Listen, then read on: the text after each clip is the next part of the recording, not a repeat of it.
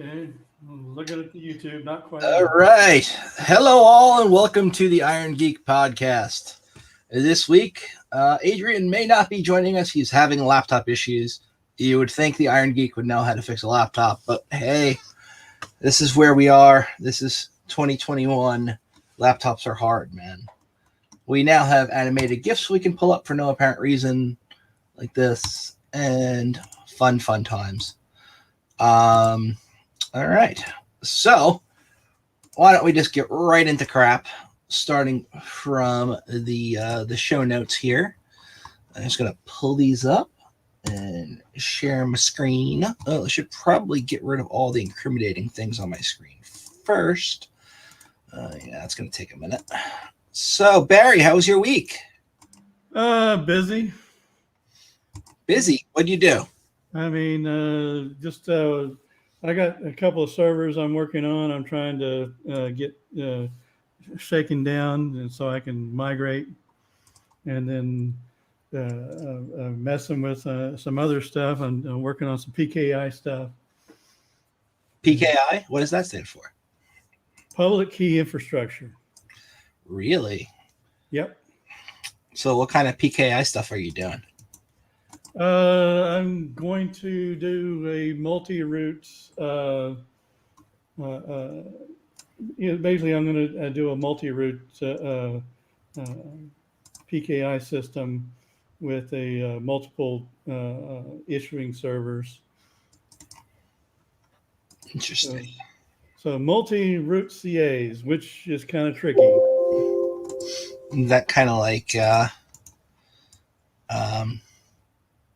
never mind. I don't know what the hell that's like. I've never done PKI stuff, man. Well, you got to keep your root and intermediates actually offline. And so I was trying to come up with the best way of doing that. I mean, people like, the big guys have an HSM, but those things, are extraordinarily expensive, $20,000, $30,000, $40,000 on up. So basically, you're storing it on a TPM chip, but in a more sophisticated way. Is that like a trusted platform module? Yeah. And I eventually want to get an HSM. They got the YubiKey makes the HSM. They're about $750. This is my YubiKey. It was only like $50. Yeah. No, this is something you plug in on the motherboard of your server. I know. I'm busting chops, Barry. Yeah. I apologize. I've got nothing to talk about, so I got to bust chops. But yeah, just to give you a quick rundown, the methodology. So you create roots. Now your roots are going to be 10, 20 years. All right. You don't want to change your roots and redo them for quite a while. That's your lifetime. The intermediates are half of what the root is. And so how do you store that stuff where, they're knowing flash drives are, they degrade over time. Most even Blu-rays you write to are going to degrade after about 10 years. You can't rely on hard drives and stuff like that. But they make a millennial disc, an M disc Blu-ray. They start, you can do 25 gig, 50 gig, or 100 gig. So those are supposed to, they call them M disc or millennial disc because they're supposed to last 1,000 years. It's BDRs. Nice. So I am working on that. So that's where I'll be storing the root and intermediate CAs and lock them up in a safe. Cool. So and that's the way to do it securely. And of course, you put massive password encryption on it, and you store disk images, and say 20 years from now, you got to boot up your Linux VM. You have all the software to load it on a drive and boot it up and make your changes. Good. So You're still going to be able to boot off a USB by then, though. I need some old hardware for that at that point. Well, but once you write to the Blu-ray M disk, you can't change it. It is static, and that's what you want. Yep. And All right. So let's get started with some show notes. I'm going to share my screen, and hopefully I've gotten rid of most of the bad things. Let me just make sure I got work stuff closed as well, because that could be bad. Just 1 second. Yep. Close all the things. All right, that should do. All righty. Can you see my screen, Mr. Barry? let me see. Yes, I can. That's the Krebs. Yep, Mr. Brian Krebs. So we're going to start off with this story. Arrest raids tied to UAdmin phishing kit. So if you've not heard of the UAdmin phishing kit, if you're like a bad guy and you're doing phishing, about half of them at one point were using this phishing kit because it's like super easy, it's idiot proof, and it was fairly cheap to get access to. So the Ukrainian Attorney General has decided to release a statement saying that the nation's police force has identified a 39-year-old man from the Ternopil region who developed this phishing package and had special admin privileges for it. And essentially, he's the one behind it. So they found the guy behind it. They shut down his infrastructure. He was using the hacker handle Cactus, spelled with Kaktys, on a bunch of cybercrime forums, selling access to the program, the back end, and all that fun stuff. This malware has been used in conjunction with malware, especially Quackbot, by different threat actors. Probably not by him, but by people who bought access to his stuff. Oh, people are here. I got to add them. Add to stream. Add to stream. They're here. Hey, Adrian. Hello. Hi, guys. I'm not sure why I'm here. My laptop is fucked up. Why didn't you fix it? I'm trying to. What's wrong with it? I don't know. Did Barry get a shell on your laptop again? Look at my face. You got a MacBook, right? Yes. What's wrong with it? Does it not turn on, or? It's not coming on. No. I think I need a new power cable. Oh. So you're down on your battery.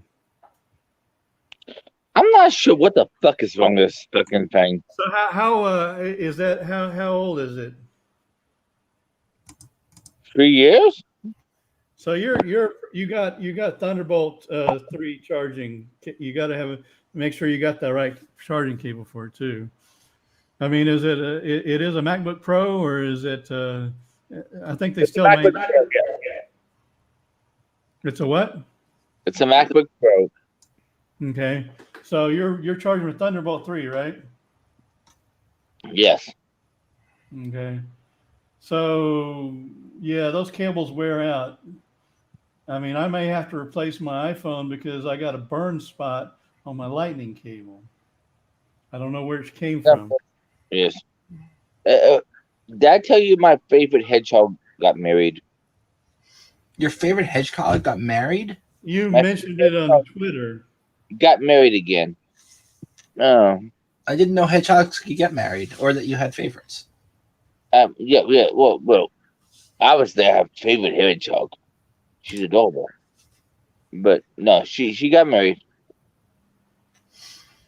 That's cool. I mean, too bad it wasn't Yeah, I'm happy for her. I still snuggle with her though. Well, no, I won't snuggle with her now because she's married. She's attached. But I'm a little furry hedgehog, or is that like her persona? No. She's cute and spiky. She's definitely. I think she's biologically a hedgehog. I'm not going to touch that one. Okay. All right. So finishing up this article, I was just talking about. So the code itself kind of sucked in this piece of software this guy was selling. It had an SQL injection vulnerability in it. So if you set up your own Cloud 2 instance of it, somebody could pop it. That's probably how they found out who the hell he was also. But anyway, they did a code review. It got like a 3 out of 5 from Sans. Not very professional code, but hey, it worked. People bought it, and they were able to pop a lot of companies with it. So, what you gonna do? If it works, look, sometimes code sucks. Like if you look at the source code for even like Pentest framework, you realize it's pretty shit code, but it functions and it does what you need it to do. So you can't really complain. Next, we have a technical analysis of a solar marker backdoor. And this is one we're just going to skim over real briefly because it's like, it's a technical analysis thing. But this backdoor, it will drop a binary called the doc2 RTF. Yep.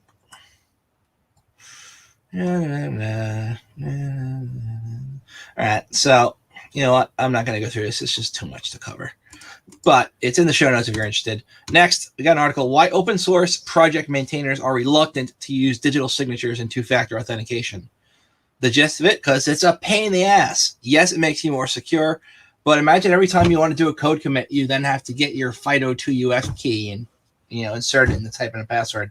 It can be a pain in the ass. Developers want things to be fast. So a lot of them refuse to use two-factor, right? Or if they have two-factor enabled, they will then generate themselves an API key so they can just bypass the two-factor and upload their shit to GitHub. So the long and short of it is, oh, look, people are here. Oh, look, it's funny. It's Stupid Changeling Dolls back. And Affine. Hi, guys. All right. So the gist of this article here is just that developers don't want to use two-factor because it slows down their process. But at the same time, it makes shit a lot less secure. So it's that age-old argument of, do you want things to be secure or do you want them to be functional right away? Like a little inconvenience means it's a lot more secure. But there's a trade-off there. This one I like. So we've been talking about supply chain attacks a lot lately. The whole SolarWinds thing was a supply chain attack. This particular supply chain attack breached 35 companies, including PayPal, Microsoft, and Apple. So this was an ethical hacker doing a little exercise here. And he demonstrated a nice little supply chain attack that breached the systems of about 35 technology partners.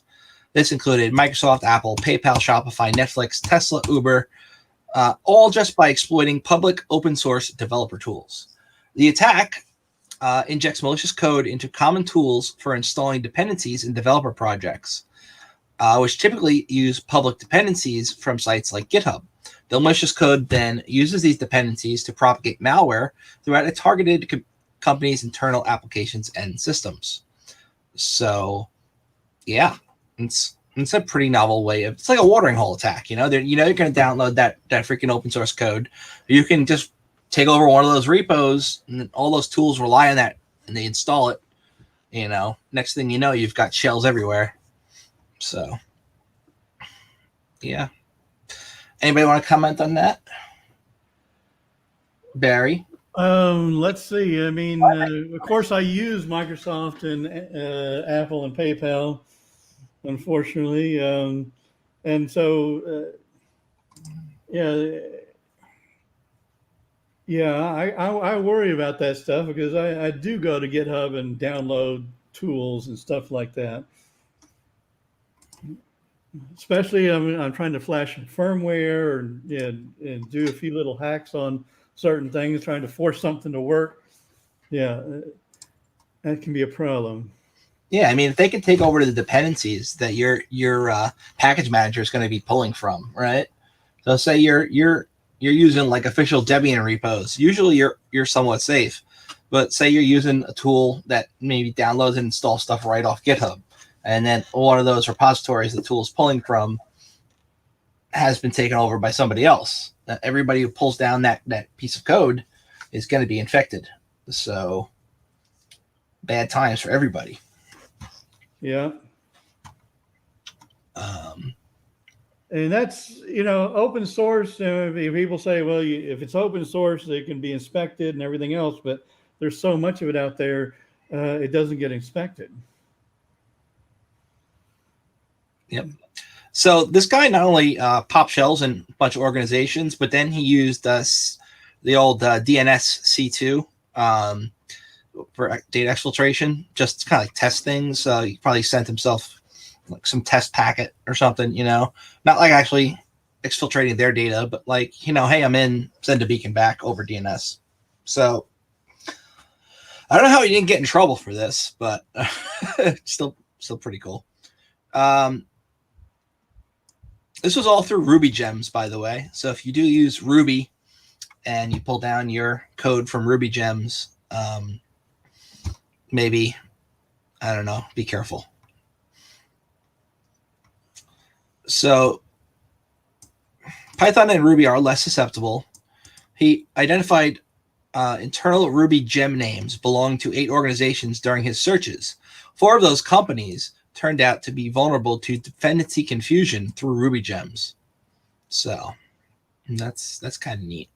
Yeah. That's a mess. It is a mess. Like dependencies are a real pain in the ass. People get desperate too when they're trying to install stuff. They'll pull dependencies from anywhere.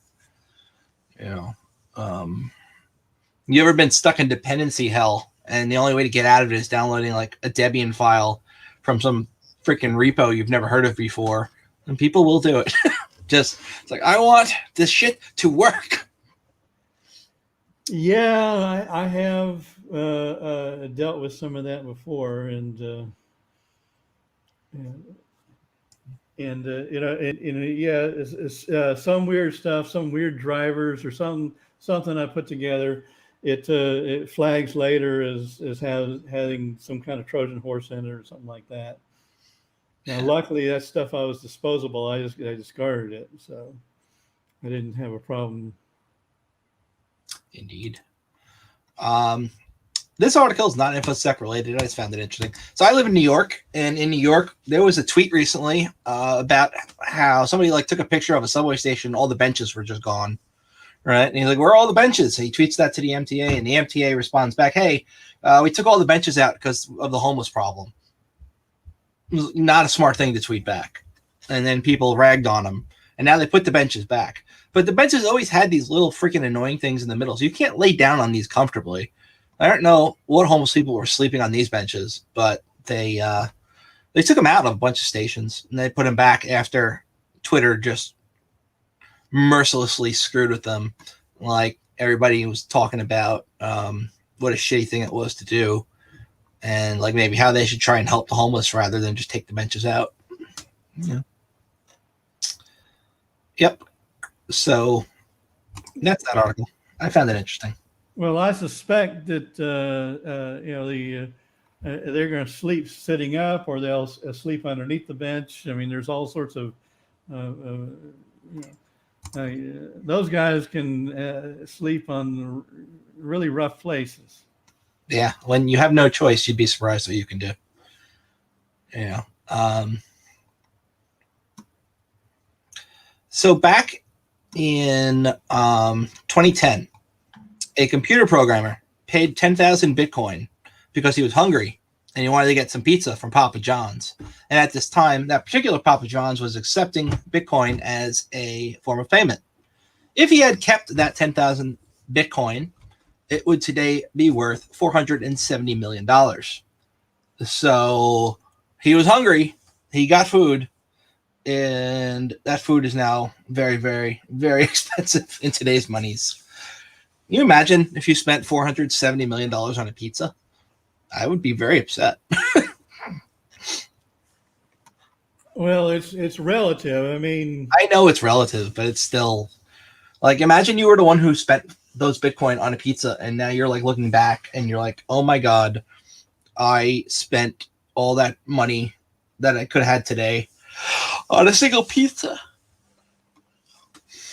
well, considering that I have a wallet out there that at the time had like about $2 or $3 worth of Bitcoin, not even a full Bitcoin, years ago, and I'm trying to scrounge it up and see if I can recover it, because it could be worth $20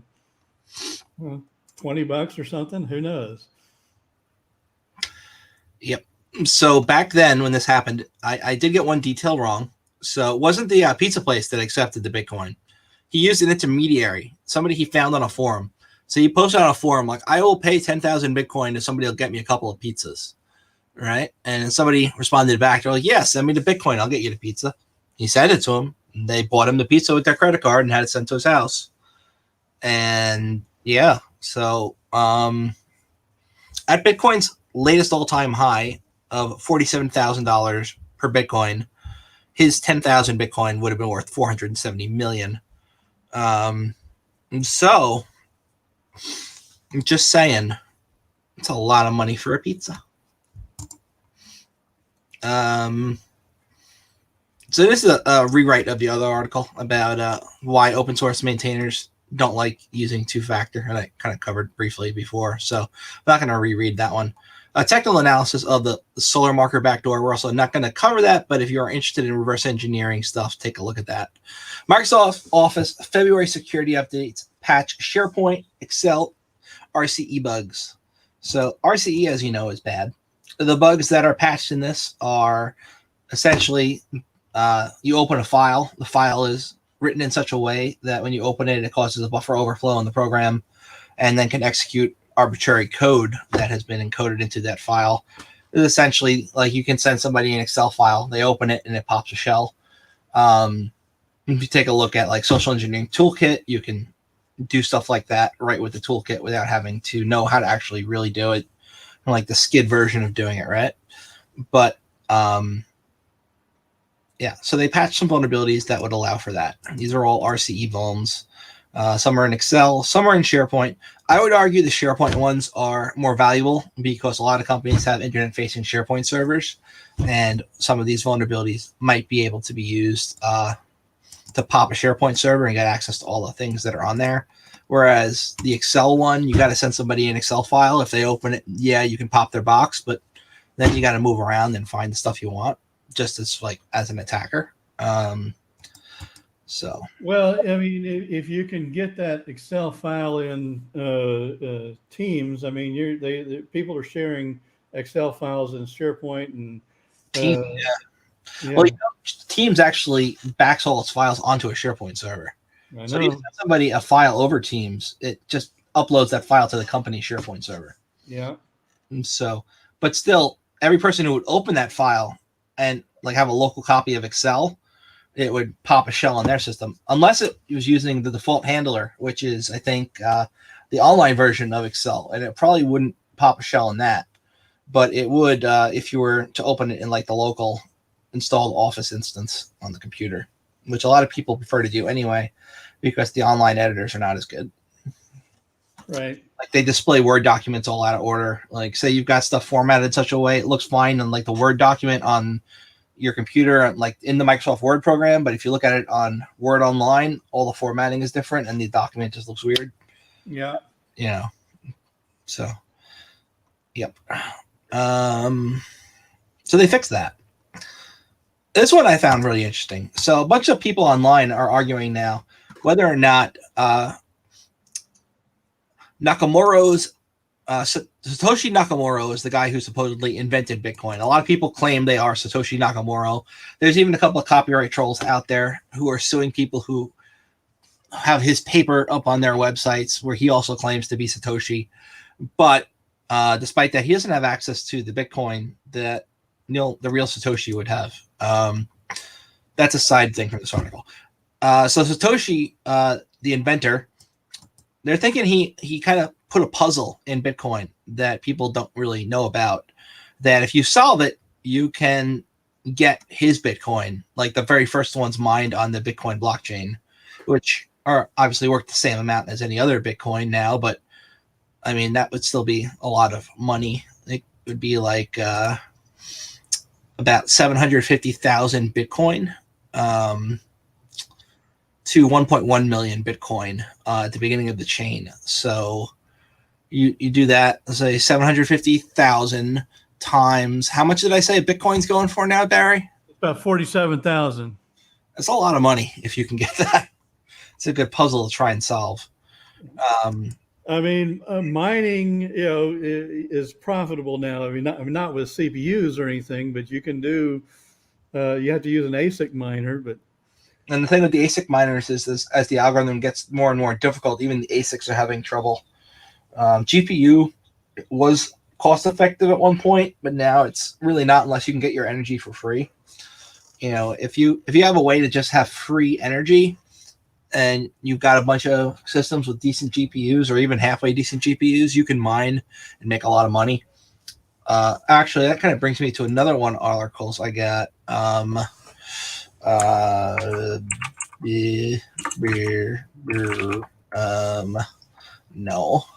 that is not it at all. I would like to make one point. Supposedly, this Satoshi Nakamoto is just a pseudonym for the guy who invented. The rumor has it's a drug dealer who invented Bitcoin. Somebody who was very smart and had a lot of money. Yeah. And he was the one that developed it. Yeah. I thought I put in the show notes. So somebody essentially set up a whole bunch of mining rigs in Siberia. I don't think oh, here it is. This dude, they don't know who did it, but somebody has set up 20,000 Bitcoin miners in Siberia. Now, one of the biggest issues with mining Bitcoin is the heat, I think. Not just the electricity and dissipating that heat. So setting up these kind of systems in a place that's always cold makes a lot of sense. Sure. Yeah. Yeah, but it has to be an ambient temperature, not I mean, Siberia, if you got freezing cold and you got power delivery, you're gonna have some issues. I mean, you got to keep all that stuff warm. It's not just I mean, yeah, but having cold air constantly on your system, and dropping the temperature down on the processors, yes. But yeah, I mean, when it gets freezing, they, you have problems with power. Right. I'd imagine they must have somewhat of a supply of constant power in Siberia if they have settlements and things there. Regardless of that particular thing, it's kind of like a big, nobody knows. So Big River CEO Igor Runets said the equipment was shipped from Asia to its own center facility in the industrial city of Bratsk, Siberia, and is now one of the largest operations in the nation.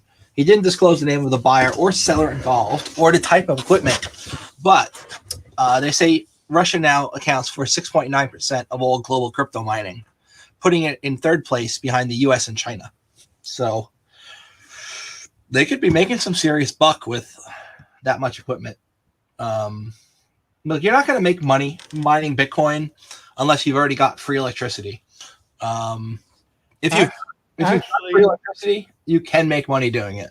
Actually, you can, and if you go to the website What to Mine, I guess it's .com or .net or whatever, it'll show you the ASIC miners that you can buy that will mine the Bitcoin and how much money you'll make. And they work off a USB bus, don't they? A lot of them. No, I'm talking about machines that are running about 3,500 watts. You got to run on 220. I mean, it's a lot of power. But there's There's a few of them. Bitmain has the fastest one right now, and we're not talking about Ethereum and other coins too. There's yeah, you can. Because the things like this, like the block eruptor, this little sucker, this was a Bitcoin miner they used to sell. I don't think anyone would buy it nowadays, but this was popular back in the day. You can buy it used for $200. You're not going to make any money with it, but I mean, they make ASICs that are just USB, and it's like, Well, yeah. Let's see what's right now. I can even tell you the miners that are going to be the most profitable. Of course, Ethereum is the most profitable, but let's see the IB Link. No, that's Cadena. Let's see whatever. The MicroBT What's Miner M30S++ does 110 terahash. It pulls 3,410 watts, and you will make $27.10 a day. The Bitmine Antminer S19 Pro will give you $26.89 a day at 110 terahash. And so, but these, of course, are, all right, so it costs about $3,000. You're making $27 a day. So it takes 10 months to pay them off. Yeah. 10 months at $27 a day. Let's see the Bitcoin. Let's go 2767 divided by how many days? We're gonna go like what? You said you make $27 a day. Let's see what they cost first. Yeah, I mean, these are means you have to do for 102 days. So 102 days in months. So that would be divided by 102 days in months. How many days are in a month? 30-ish. I don't know. I'll just say 30. It's gonna be a while. Anyway. Yeah, I mean, you know, if you can get it paid off in 100 days, that's not too bad. But the actual the Antminer is going for about 5,500. The S9, the one that's 95 terahashes, is 2767. Yeah, this one's the S19 Pro. 19 that goes 84. That's actually less. The 19 Pro is 3769. Oh, which site are you looking at for? Bitmain.com, shop.bitmain. It's literally up on the screen if you look at the show. Okay, Bitmain. Okay. Well, yeah, so you're not going through a dealer like Miner Brothers or there's Miners Europe and all sorts of stuff. Yeah. Yeah, it's a thing. They're expensive. They are. I mean, but hey, the more expensive ones are the Ethereum miners. I mean, you're looking the newest InnoSilicon that hasn't even been delivered. It has 8 gig of RAM. It is going to do 2 gigahash. It's going to the power is attractive on it. It's only 2,500 watts. You're going to be profiting at current prices $263.96 a day if your power is 10 cents a kilowatt. Yep.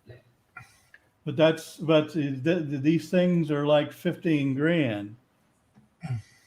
You can make money off it. It's just you have to have a lot of startup capital, and you have to have a good supply of power, and you also have a couple other variables you got to worry about, like where the fuck you're going to put it. It's not like you're going to be running this thing in your apartment. It's going to be noisy as hell. So. Oh yeah, the noise is deafening. They're server class Delta fans that are constantly going. I mean, my old workstation is noisy now. But yeah, oh yeah, this one I just mentioned is 19,000 euros. I looked at it on one of the European sites. Mm-hmm. This one might be good news for Adrian. So Apple will replace 2016, 27 MacBook Pro batteries that refuse to charge. The replacement program covers all MacBooks from 2016 and 2017. The Pro models, actually, not all of them.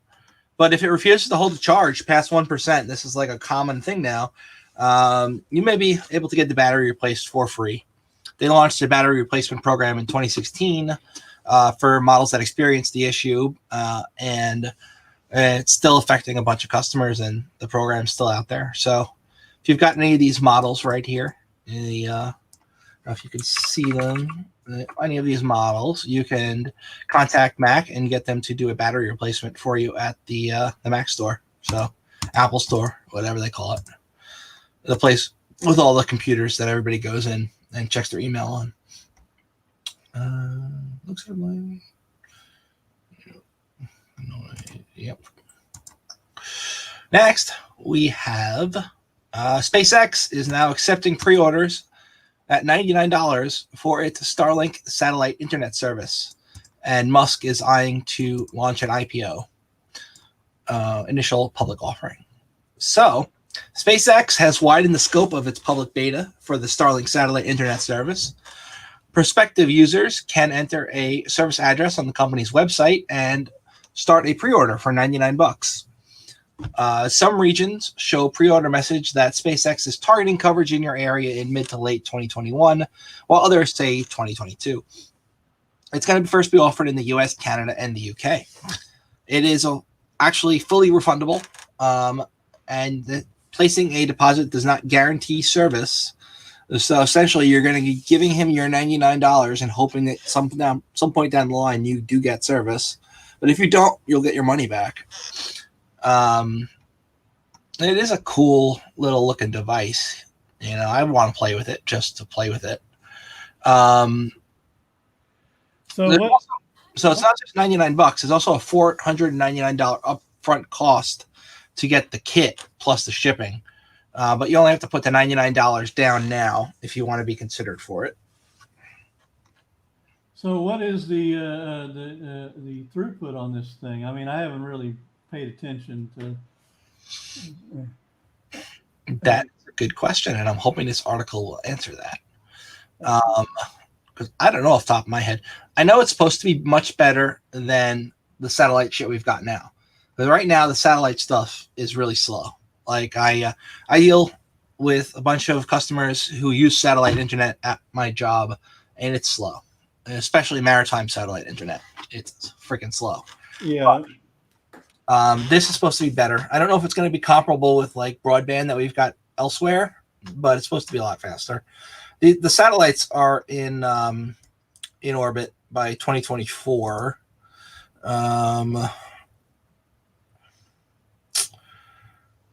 They're in beta right now, and they've already got 100,000 users in the U.S. and abroad.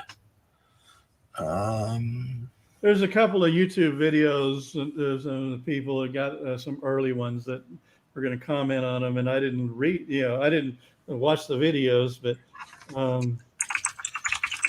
mean, yeah, I've dealt with being out in the sticks and not having decent internet. I mean, not even cellular. So they're claiming it's going to be 100 meg or more. So that's pretty fast. About 20 millisecond latency. That's better than DSL and a lot of places cable modems. So the latency is going to be a killer if you're doing like gaming, but the you want to do fast downloads or even stream stuff with a little bit of a buffer, that should be fine. Yeah. It looks like a UFO on a stick, apparently. It's, I think, a good explanation of what a satellite dish is. It's a little dish, yeah. I mean, I've set them up. I mean, I've actually done satellite phones and stuff like that. So, I mean, I've been on the ships where you had the older versions of the sat-nav stuff, and I like this comment in this article. You have to invest $499 up front for a Starlink satellite dish modem and other hardware. Ouch, right? We can't help but wonder if and when this equipment gets redesigned, will eBay get slammed with vintage Starlink satellite dishes? And that is probably a yes. Yeah, but what's the frequency on it? I mean, you might be able to convert it to a building to building Wi-Fi. Like a point-to-point system. Yeah, I mean, like Ubiquiti does a lot of those, and then Yeah. and actually they're pretty reasonable. Um, and so, Yeah, it doesn't say. I mean, if you're, they got some 60 gigahertz point-to-point systems, and some of their stuff even goes over several miles. They're going between 10.7 and 12.7 gigahertz, within range of 5B band. Not that I know what the hell that means. So I am not a ham, so I don't know radio shit. Well, it's well, I'll have to look, but there was some older analog satellite bands that probably not going to be used anymore. Everything's gone to digital. Yeah. That's some pretty good data rates for a freaking satellite, though. Well, actually, they do have 100 megabit satellite. Some of but you're paying through the nose on the things. Starlink, I think it's meant to be more affordable. It's like the whole thing. It's like, yeah, you got the upfront cost, but $100 a month. I think people pay that for like regular business broadband. So could work for a lot of people, especially where they don't really have infrastructure built out. Yeah,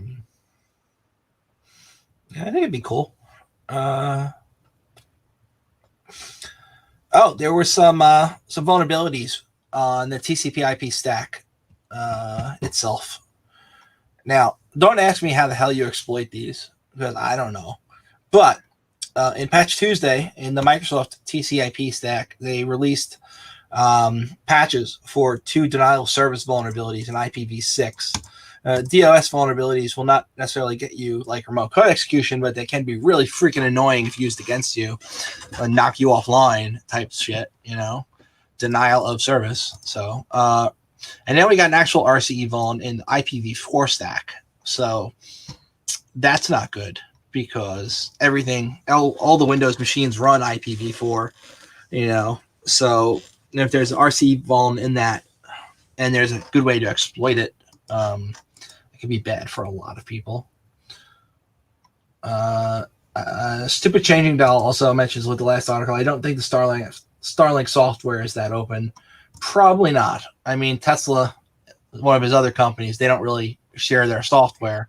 They have shared some of their advances in hardware with the greater community, like their the way their battery chemistry works and things like that. And they're like, yeah, you guys can use this too, as long as you pretty much like a GPL license, but for hardware rather than software. They're like, you guys can use this as long as if you make any changes, you let us know and that kind of shit. Who knows? We'll find out down the future. So yeah, there's an IPv6 vulnerability and an IPv4 one. There is some code you can do.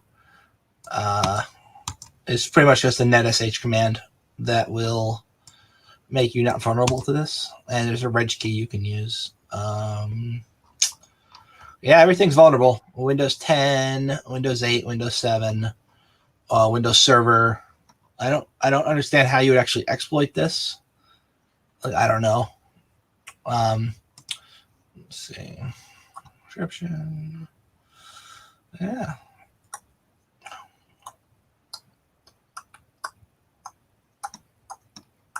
I don't know.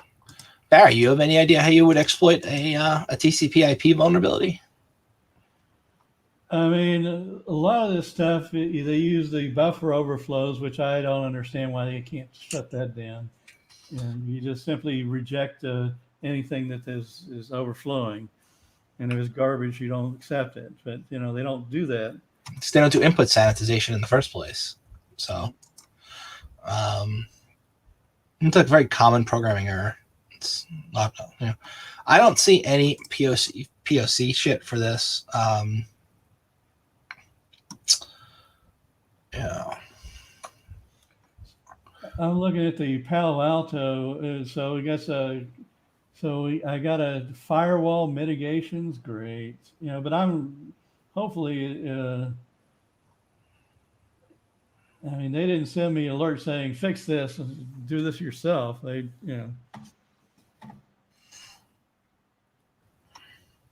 think I'm running PanOS 10 now or something. PanOS is pretty solid though. You gotta give them that. That's all those guys do, okay? And so they have to be competent. Yeah. So it's not publicly disclosed or exploited, but they're saying it's likely it could be. So anyway, put your Windows patches up to date and be happy. Yeah, that's a good point. So things that are written in C or C++ are more likely to have like buffer overflow vulnerabilities. And also Java, you're probably going to see a lot of like deserialization vulnerabilities. Anyway, moving forward, we got other things to cover. Android devices hunted by Loader-Rat. So Loader-Rat is one of those rats that is a load of pain in the ass. Historically targeting Windows devices, right? But now they're looking for Android devices to target as well. It was first discovered in September of 2016. It's a rat. It spies on victims, turns on the mic, turns on the webcam. Loda is derived from the directory where the malware author chose to write his keylogger logs. It's written in AutoIT, which is automation software that anybody can learn how to use, and I've actually played with it in the past. It's like kind of writing macros to do shit. There has been a cyber attack with Loader-Rat in Bangladesh recently. They targeted some banks and VoIP server vendors. I think that's pretty much the most interesting stuff about it. They've been using like RTF documents as lures that have exploits for CV 2017 11882. It's like you open it in whatever program. I think RTF would be open in like Word probably. So you open Word and then it exploits the vulnerability, probably buffer overflow or some shit, runs the code.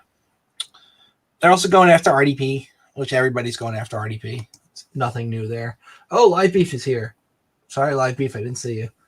You there? You're in now, Live Beef. Can you hear me? I can hear you. All right. Hey. Yeah, man. How you doing? Tired, but other than that, fine. Yeah. Tired's good. It means you've been doing something that's worthwhile. Or not doing something. That too. Rather than sleeping. And if you sleep too much, you're tired. So yeah, that's true. This one I found hilarious, and I'm gonna play it for all of y'all. I don't know if you'll be able to hear it audio just right, but we'll see. Mr. Ponton, I believe you have a filter turned on. Oh yes, that one. Video settings. You might want to. Can you hear me, Judge? I can hear you. I think it's a filter. It is, and I don't know how to remove it. I've got my assistant here. She's trying to, but I'm prepared to go forward with it. I'm here live. I'm not a cat. He got milkshake duck right after that. See that? I think if you click the up arrow next to this. That's great. Mr. Ponton, I believe you have a filter turned on in the video settings. Okay. So anyway, that was that. I also like it at the top left corner here. It says recording of this hearing or live stream is prohibited. Violation may constitute a contempt of court and result in a fine of $500 and a jail term of up to 180 days. But yet this is being shared everywhere because that's just hilarious. It's the judge who shared this too, which is even better. So, Never go in the judge violates the law. Yourself in contempt of court. there wasn't any details other than the embarrassment of that the guy is a kitty cat online. There were some historical details of the that lawyer. It was just great. Like, everyone loves Milkshake Duck. We regret to inform you, Milkshake Duck took advantage of his attorney post to use federal resources to go after a next lover. I don't know what you're talking about. Is this the same guy? Yes. Really? Yes. Apparently, some couple years ago, he used his office to get prosecutors to target his ex. Wow, that's some scummy shit. Yeah. Reporter who wrote the article on him about it took the opportunity while he was internet famous to highlight that.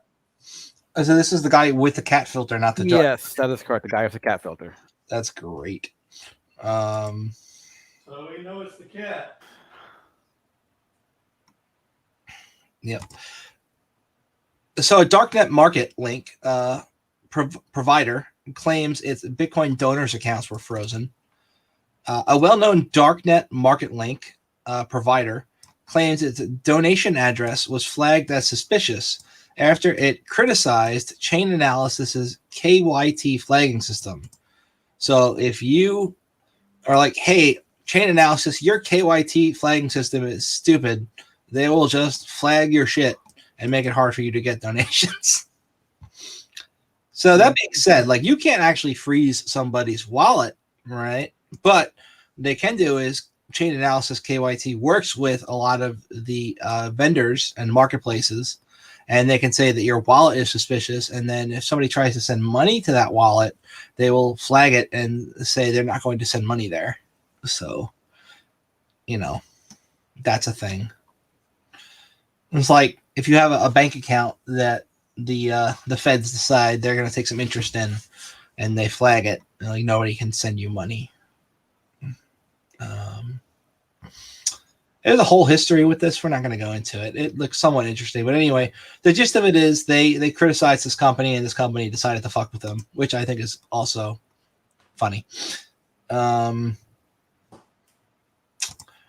Raspberry Pi Pico DVI sock adds some video output to your $4 Raspberry Pi Pico. So if you buy these little things, they don't have any video. They're like a Raspberry Pi Zero minus the Wi-Fi and minus the HDMI port. This guy made a way to have an HDMI port on this. You still don't have any USB ports, so that's a pain in the ass. But you can now have HDMI output, which could open up some interesting things to do. He made it open source. He like a little Gerber file. You can, not Gerber, whatever the hell it is.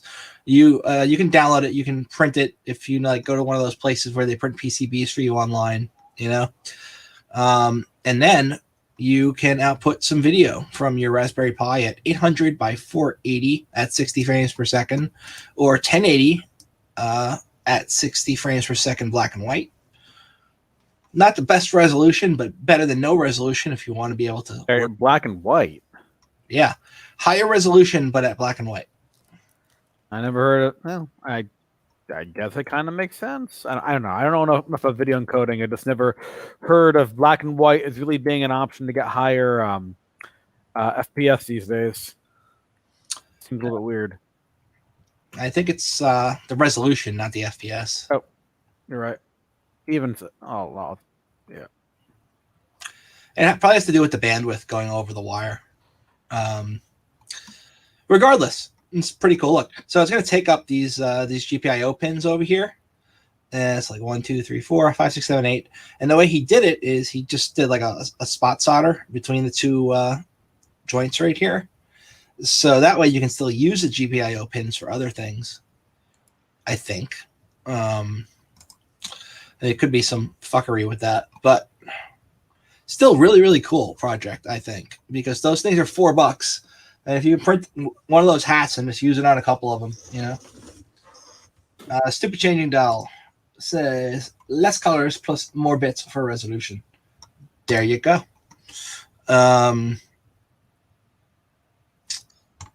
So he calls it a Pi Pico. Whatever. He put it on GitHub. He tweeted about it first. This is what it looks like. So it's a PCB. You print it, and I like this here. Not HDMI, and just sparkling DVI. So HDMI has like a whole consortium like USB does. If you want to use official HDMI, you have to get like approved by them to use HDMI, and you have to pay them a fee. That's why people want DisplayPort. So the way he's getting around that, despite using HDMI output, is calling it not HDMI, just sparkling DVI, and having it be an HDMI connector, which I think is funny. It's one way to do it. So he also has right on the board, he's got the pinouts of what you got to do, and if you want, you can also jump it to the 5-volt sink, which is on the other side of the board, which would be a pain in the ass. I don't think you need to do that though. It's like an optional thing. It's like some monitors need it, but most don't. To have that little 5-volt power at boot, should work without it. Very cool though. So you're getting an HDMI shaped socket. It's technically outputting DVI, but it's doing it through an HDMI output. So as far as your monitor knows, it's HDMI. That's one way to get around it. I like that. He's got a schematic you can download, right? And he's got the files that you need if you want to send it off to go get printed somewhere, PCB files. Cool.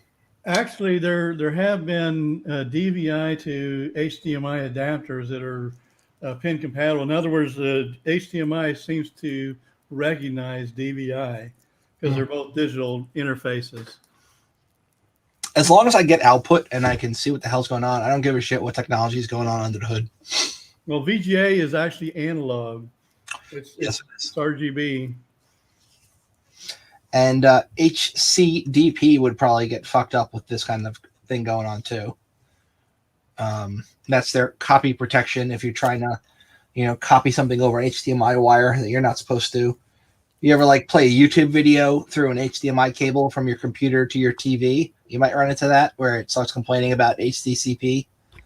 And it's like, hey, no video for you.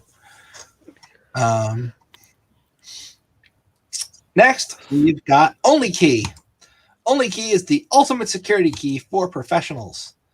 So if you're willing to spend the money on this and also spend the time figuring out how the hell to use it properly, you too can get an OnlyKey that's got little numbers on it that you can touch as like a sequence in addition to, it's like putting a pin on it, right? So not only you have to plug it in, you also have to know the pin. And one of the wicked things you can do with this, which I thought was cool, is if you can set up an account on here where if you put the wrong pin in, it'll wipe the key. So you can have your regular pin that you use to access all your things. And if, God forbid, somebody, makes you use it, you can just put the wrong key in and then it will self-destruct. Not blow up, but just not work anymore, which is cool. I think that's really neat. So a second account can be set up along with self-destruct pin. That is very cool. It only holds 24 passwords or 24 username URL combos or 24 UTP accounts. You might think, oh, that's not a lot, but literally just pair it with a password manager and you're good to go. It looks really cool. Look, I'm in love with my YubiKey. It does what I need, but this is still cool. I would buy this if I had time to fuck with it. Well, I got a second YubiKey, so make sure you have a copy of of your original. That's all I can say. You can't copy your YubiKey. That's the only point of a YubiKey, is it can't be copied. Actually, you can. You can if you're willing to open it up and do all that. You can transfer. You can have identical information on both YubiKeys, and it would be the same. All right. There's ways to do it. And you clone a YubiKey. So what it says is, therefore, you cannot duplicate or back up a YubiKey security key. For this reason, we recommend having a backup device and registering both your accounts so that if one is lost or broken, the other can log in. So you're not duplicating it; you're just linking them to the same account. That's different. Okay. Booyah! I don't know who played the dough sound, but I love you. Next, we've got some SQL stuff from the Linux Assassin here. This is not really about SQL. This is about memory, if memory serves. So you ever run a Linux VM, you run out of room, and the thing crashes, and you're screwed. And then you got to figure out a way to log back into that. Hopefully, you've got hypervisor access, or it's not hosted like on bare metal somewhere, and you don't have access to the data center, which has happened. This happens a lot in SQL. Postgre. I can never say this word properly. PostgreSQL. Postgres. Thank you. Postgres SQL. So to avoid a memory overcommit, in the past you could just do vm.overcommit memory equals 2. Look, this is a problem I've run into, not with this particular thing, but definitely with Linux machines running out of memory. And I'm not talking RAM, I'm talking physical disk. But both can be an issue. Impact, mitigation, future work.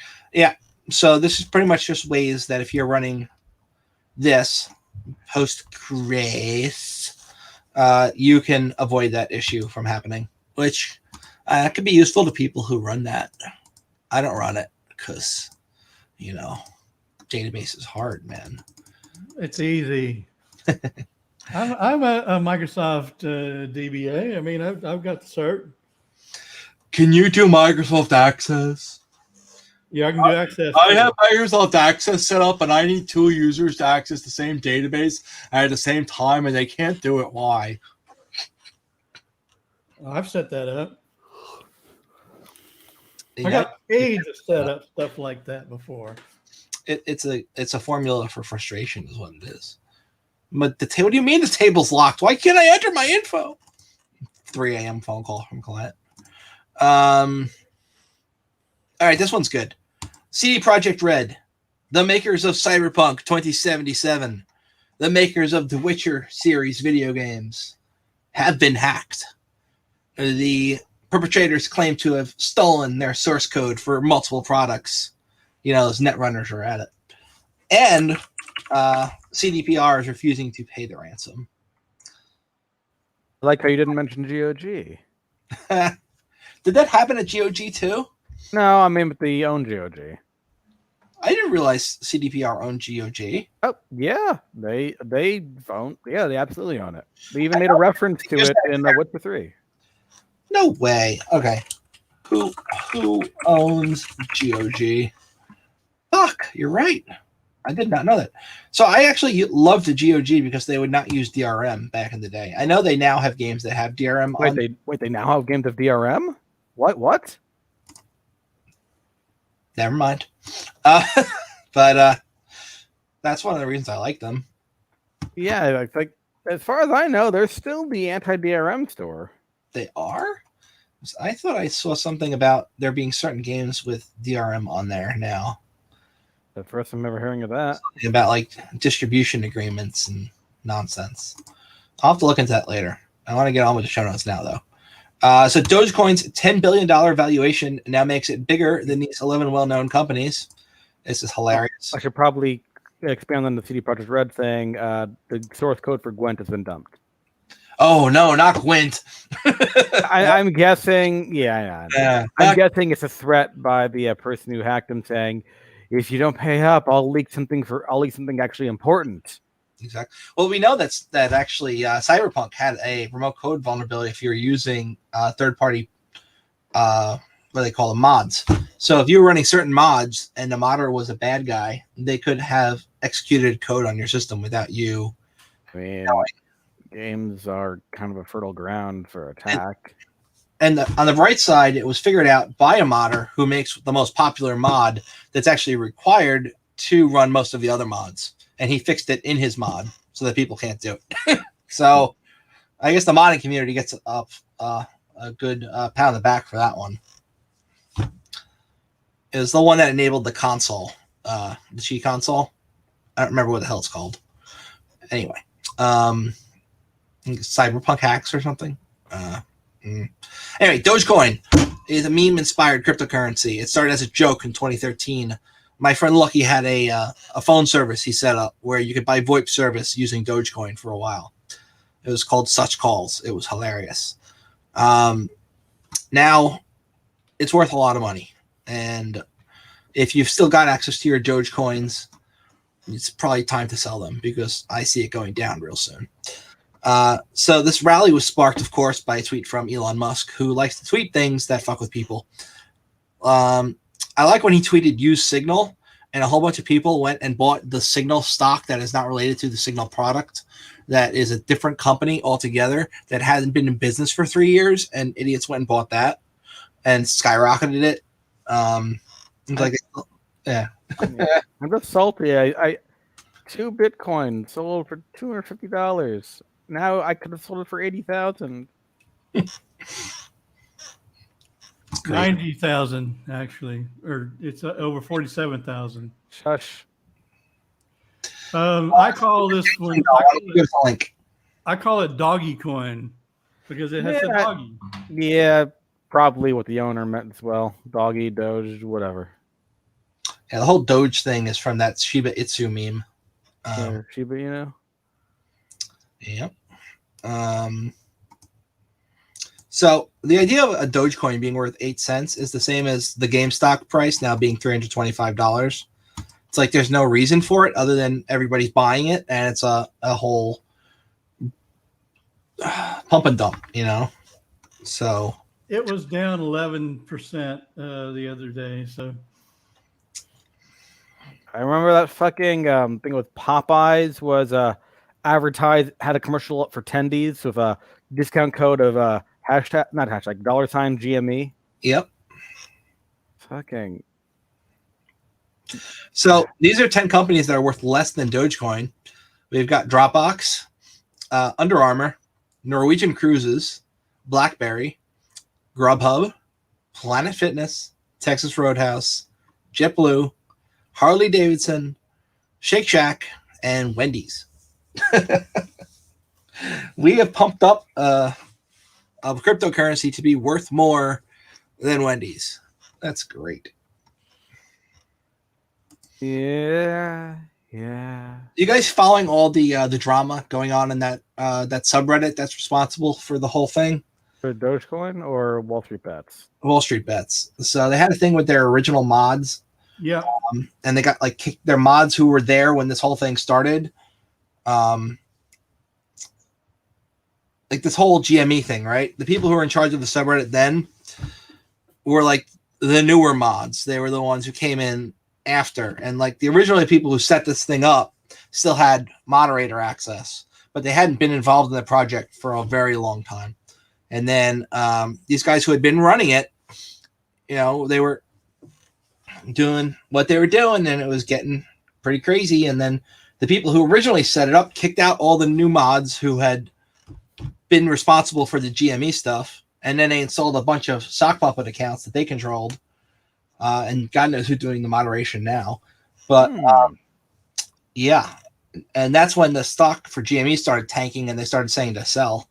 So people are like calling foul play behind that whole deal. It's interesting. Well, no, it's a good idea to sell GameStop stock. I mean, you know, it's you know, I mean, it should sell.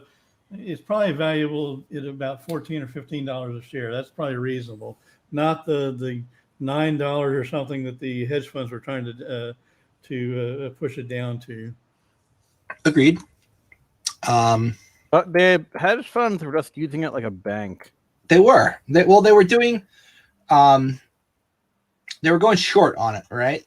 And they were not only going short, but they were going like 120% short, which means there were people out there who were like, "Hey, I have GameStop stock, and I will let you borrow it if you pay me back the price of that stock, plus or minus if it goes up or down." Right? It was 140%. 140%. Yeah. Basically, there was contracts that obligated the short sellers to buy more shares of GameStop than existed. Right. They legal. You can't sell stock you don't have, but they did. Well, what happened is they it's 140% of all the shares of the entire company. And that's ridiculous. You can't buy. I mean, You can't short more than 100% of a stock. That means that people are selling stock they don't have. No, I mean that's what generally. I mean, do you understand how short selling works? I do know how it works. No, short selling is you borrow stock somebody's got, and it's like temporarily yours. And if you sell it and you make money on it, you only have to pay back what it originally cost you plus like 5%. Not exactly. You actually are paying like interest of 26% on that borrowing. It depends on how you're doing it, but yes, that can be. And you're betting the stock is going to go down, and you buy the stock right at the cheaper rate and sell and then if it goes down, you make lots of money. But if it goes up, you not only have to pay back what you borrowed it for and the margin on top of that, but you also have to pay back all the money it is now that it's gone up, because you have to buy it back because you don't have it anymore at the higher price. You have to, when your contract is over, you have to give them back the stock. And if the stock is more expensive, then you still have to give them back the stock, and plus the 26% interest. Assuming the strike price is, I'm assuming the stock price is more valuable than the strike price, yeah. But I mean, it's very similar to options contracts and stuff like that. And there has been short squeezes in the past. I mean, I was reading about them. They've bankrupted some of these guys who are pulling this crap. So it's nothing new. But options are a little bit different, but it's still the same thing. You're betting on it's not even if it's going to go up or it's going to go down, or if it's going to stay in the middle. And you can actually do several options to cover your losses, and you wind up with the worst case scenario, you lose very little. Of course, you don't make very much on it, but then again, it depends on the period of time for your options. That's called derivatives also. Mm-hmm. That's generally what you buy short selling. When they do short selling, it's put contracts. So the hedge funds are also guilty of, in the past, collaborating with other hedge funds and driving up the price of stocks and then dumping them and making lots of money. Yeah, pumping down. The same thing that Reddit did, but Reddit did it over social media as opposed to a phone call to your buddy you went to college with saying, hey, let's pump and dump this stock. Yeah. It's legal when they do it. It's not legal when Reddit does it. If Reddit does it, it's public. When you make your phone call to your friend from college, it's private. Well, what they did on Reddit is they actually posted the fundamentals of GameStop and some of the other companies that were being massive shorts on. And what that did was they said, okay, yeah, this is a risk. We're not trying to but you want to screw these guys, make sure they can't sell it at 14 or whatever. Right, and the way they're called is like 5 days later after you place it, you have to pay it back, and if you don't, there's a shit ton of interest. And that's how they were able to bankrupt that one hedge fund, because they could have at one point the hedge fund got bailed out. They got bailed out by another hedge fund. I heard that hedge fund went down too. I heard it's been bailouts all the way down. Really? That's messed up. No, the first one I heard went bankrupt though. They filed for Chapter 11 after their second bailout, like after the other company gave them a shit ton of money. Well, that was a $70 billion loss during that situation, and it probably was higher. There was an institutional actor taking advantage of this, like Reddit alone plus from individual investors would not have bankrupted a hedge fund. The numbers just don't add up. There were institutional investors just taking advantage of it and more than happy to let Reddit take the fall. And Reddit was more than happy to take the fall because it produced some funny memes. It did make some excellent memes. And sea shanty. And the people buying the billboards. That was also hilarious. Yes. Yep. All fun was had by all. Reddit's going to take the blame, and they're probably going to pass legislation to make doing shit like that illegal in the future. I'm seeing more of what I'm seeing are people who are discussing, how do you control such communities? You would gain political influence if you're able to Kind of ties make into sure put disappearing. put Right? a kibosh on this kind of stuff before it really impacts the financial markets. Well, no, And what- it's like you want people talking about ruling a nut house of unreliable actors is just fucking retarded. So with Reddit, right after the whole GME thing started dying down, the new mods started telling people to buy silver, and then the silver market went up like crazy. But they had gone long on silver at the hedge fund, so it benefited them greatly when that happened. That was a false. Flag. It was not a false flag. It was basically a propaganda campaign to pump the silver. They said, well, if Reddit can do it, we can do it, and they created a bunch of bots that were doing it. And the thing is that fell through pretty quickly because when you start pumping up silver that much, you have to deliver physical silver, and that couldn't be done. So, it's a much different thing with the commodities. Plus,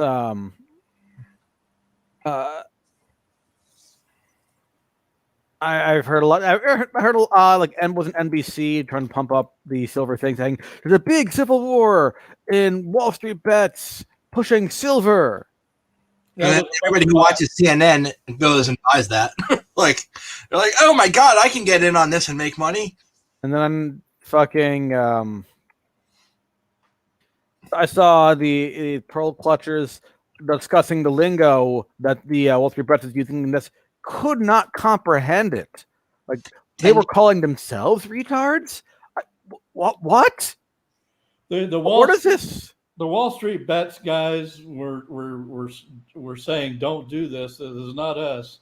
This is a bunch of bots that have come in and started. At one point, 90% of all new posts in Wall Street bets were bot activity, and the mods at that time, there was that whole revolt between the mods, and like nobody was moderating the thing. It's like the old mods came back, the ones who started the thing, kicked out the new ones who started the whole new thing with AMC and GameStop, and like a revolution going on in the channel. It was whole craziness, and I don't know at this point. I don't know who's even running the channel anymore. The channel, I'm saying channel. It's a subreddit, but I don't know who's doing it anymore, but it's probably not the people who started it.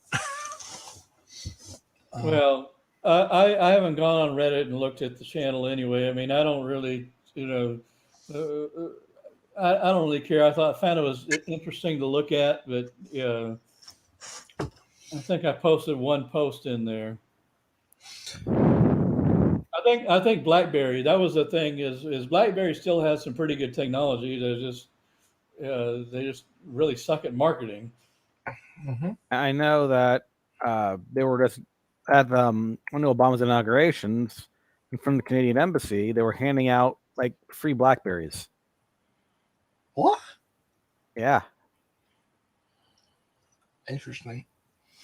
I wonder because Canada was, get BlackBerry is a Canadian company. Canada is they wanted to promote Canadian technology. So what are you gonna do? Promote BlackBerry? God. I had to manage a BES server once, and that was not fun. It's like so much can go wrong. Next thing we've got in our show notes is talking about how authorities are arresting people who have been involved in SIM swapping and targeting celebrities.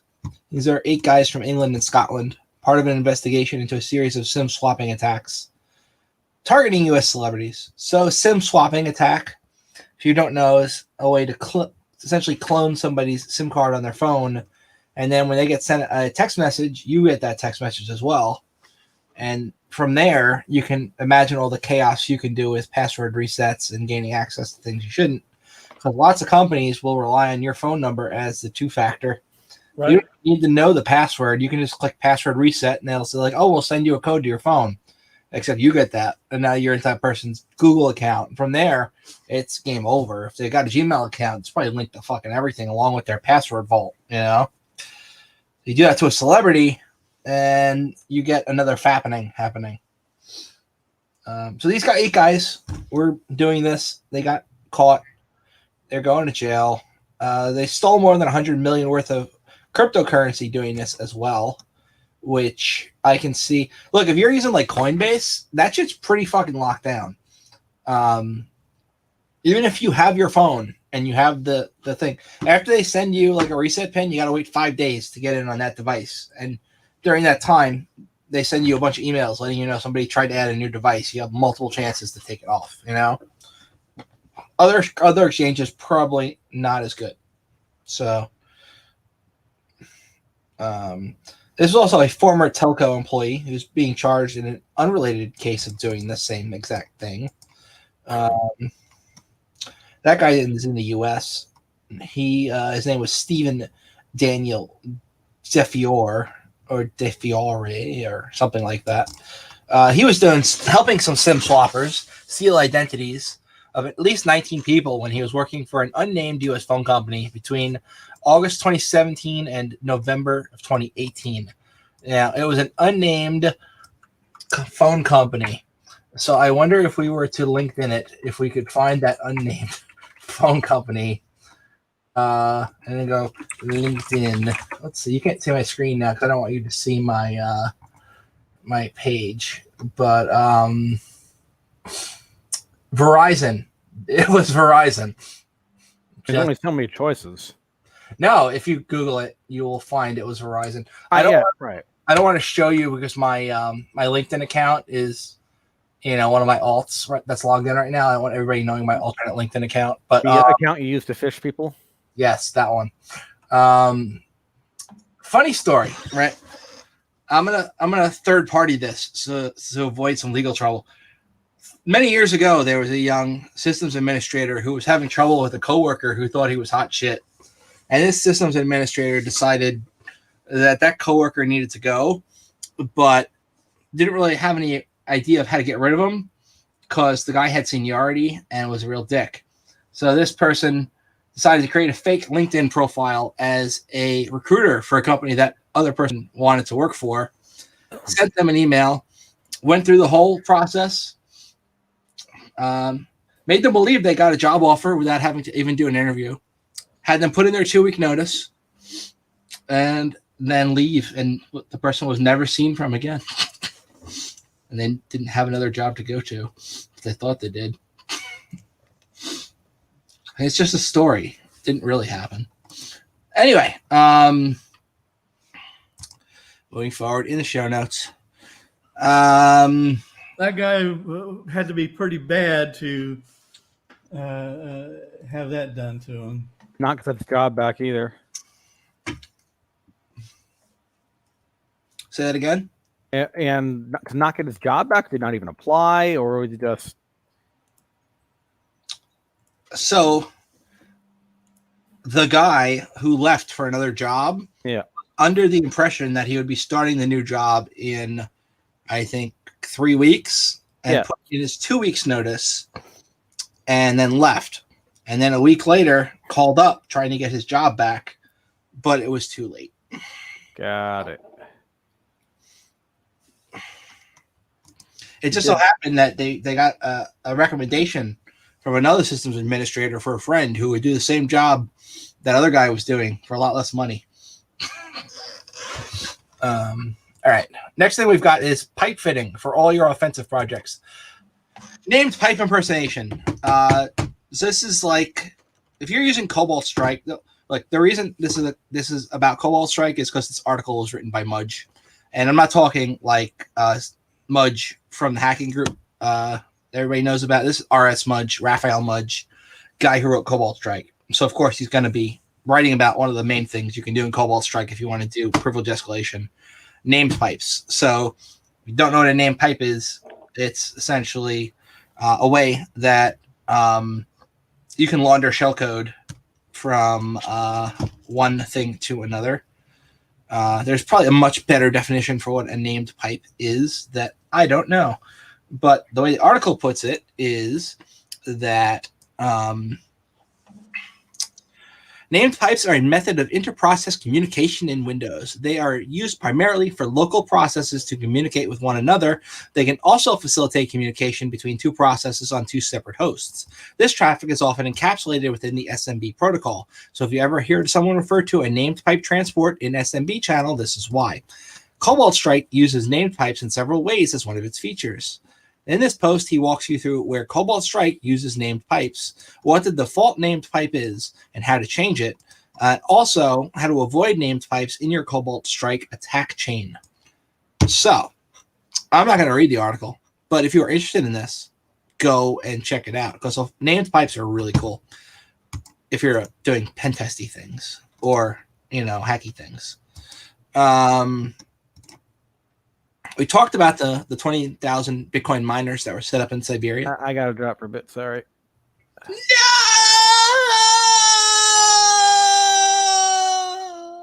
Yeah, I got a call.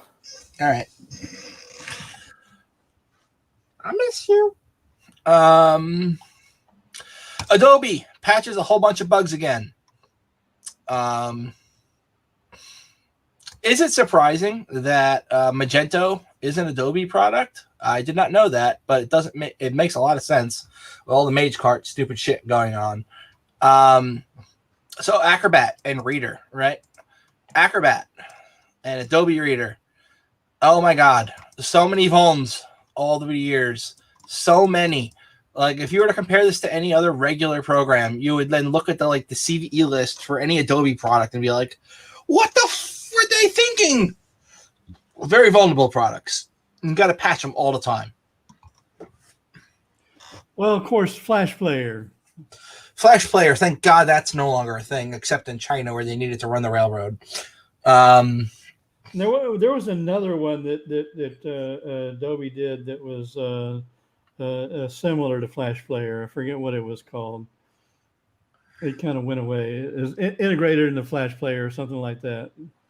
Oh, yeah. There was Flash, and then there was that other thing you needed to install for some sites that was exactly the same as Flash, but had a different name. Right. Shockwave. Shockwave, yeah. And actually... The memory still works! Actually, I had Adobe actually kind of gave it to me, and it was, I don't know, I think I paid $50 for an entire development kit to do websites with Shockwave. So fun. So yeah, Magento is an open source e-commerce platform that also had a bunch of security fixes. Specifically, 18 bugs were fixed this release. So I guess they're not owned by Adobe, which I only guessed because the article's title is really... Look, if you read Adobe patches wave of critical bugs in Magento, right? You then think that Adobe would make Magento. I think they use it to upgrade your software. All right. I mean, in other words, I think that's their platform. If you want to I think that's it. I mean, and of course purchase more licenses. Yeah. I mean, I seem to. I support people to do the full Adobe suite every year. $600 a pop or whatever it is. Well, they have the online versions now too that they push. They're all online. It's all subscription service. Yeah. And used to be able to do 3 computers with one license. Now you can only do 2, and I know some guys that were doing, they were running, doing Premiere on 4 different computers because they were, because it takes a long time to render a lot of that stuff. I remember people who used to pirate the Adobe Creative Suite, and these were people I worked with, right? And so these were not me. But what they would do is they would set up a local Windows firewall that would block all of the Adobe servers that they use for license management shit, right? And then they would crack it, and anytime it would try and go out to those servers, they had something running on like a local proxy server, or a local web server, actually, that would just handle the registration shit. Kind of the same way that the KMS Pico stuff works, but for Adobe. And that was a big thing for a long time because those products were expensive and they had a lot of developers using them. So they would just have none of them paid for and pirate all of them. And I'm sure at some point somebody called the Software Business Alliance on them for that, but it certainly wasn't me. I mean, the master suite, whenever it was in the CS5, CS6 range, before they finally went to a subscription, I mean, I think that was what over $2,000 for that one system. That's all their products. Mm-hmm. Yeah. Patch Tuesday, 56 bugs and a 0 day. So if you're interested in that, go read it. There's a high demand for hacker services on dark web forums, if you hadn't known. Anybody who first goes on Tor for the very first time, they find like that hidden wiki and they're like amazed by all the stupid shit that's on there. They click around and they almost always find that link that's like this hacker, and he's like, I will hack anything for money.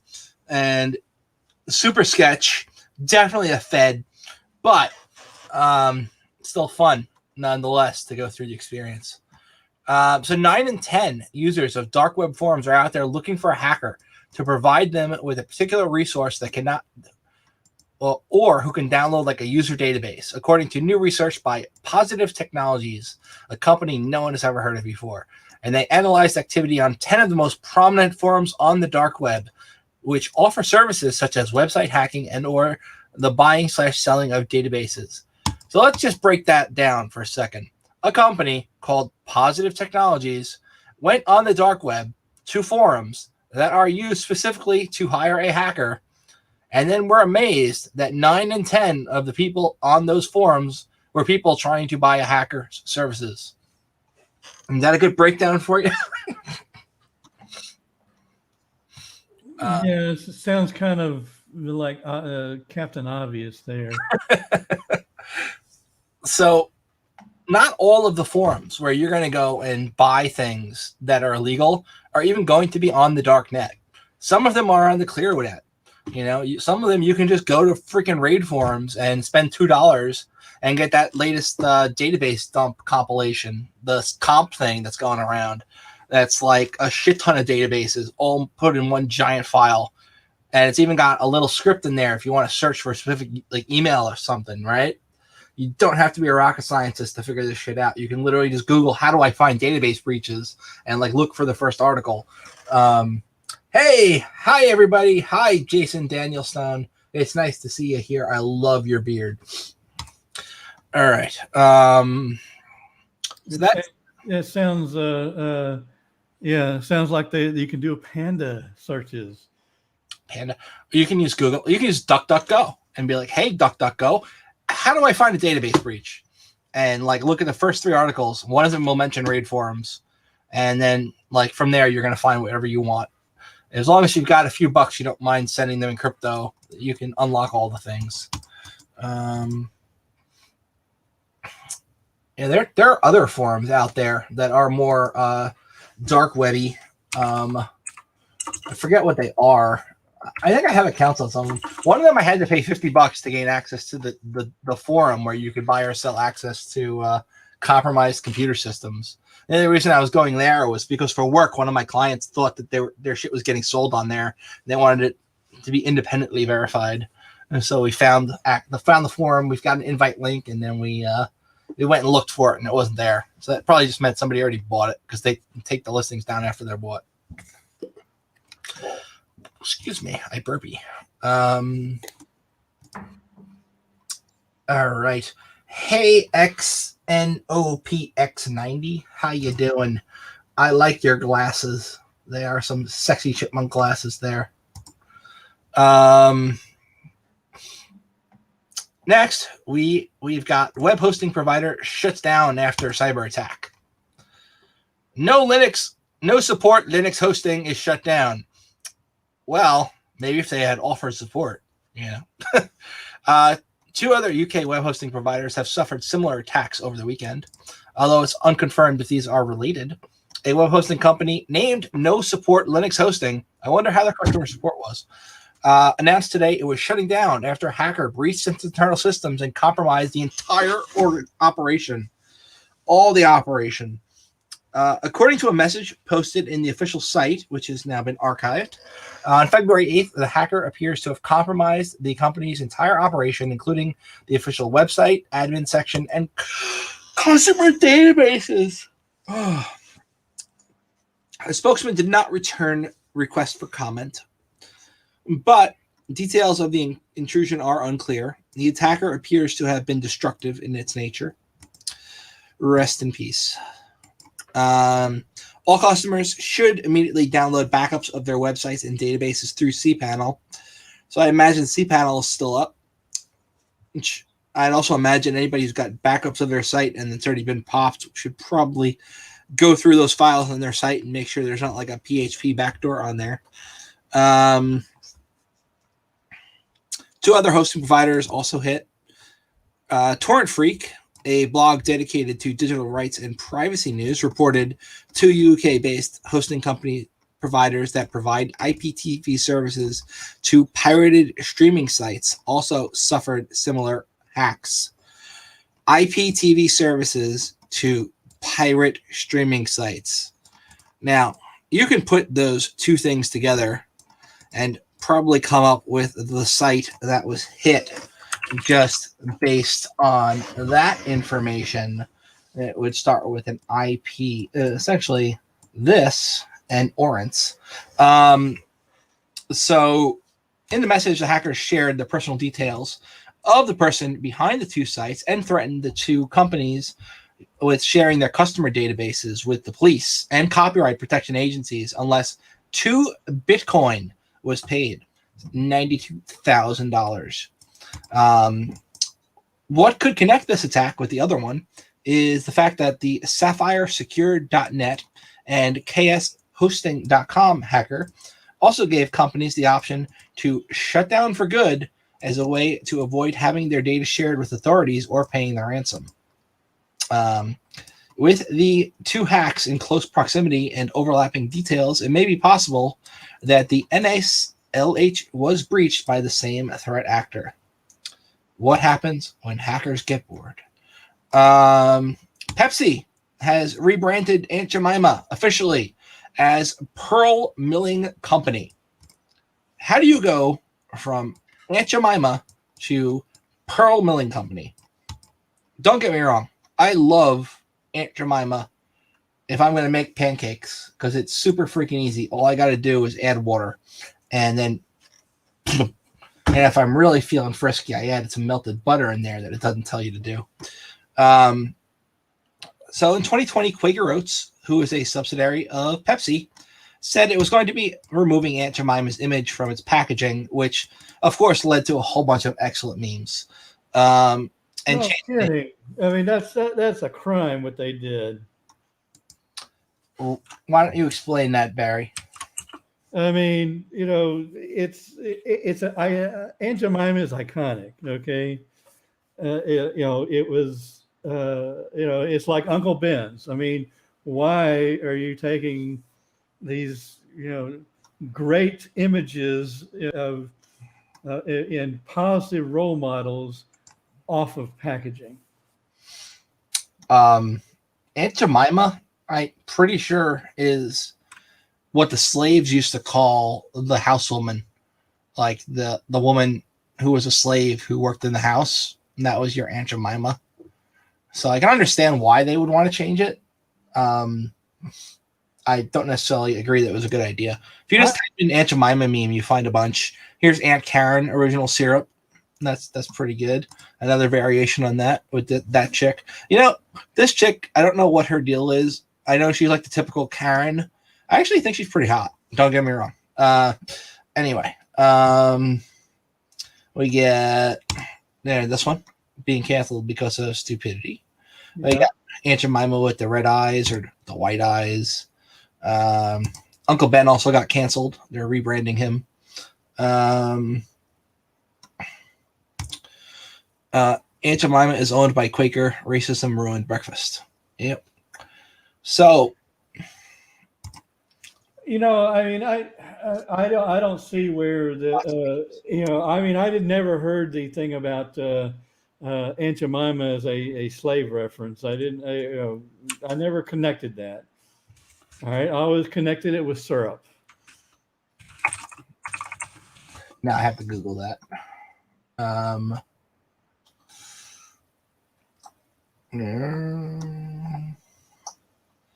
So yeah. I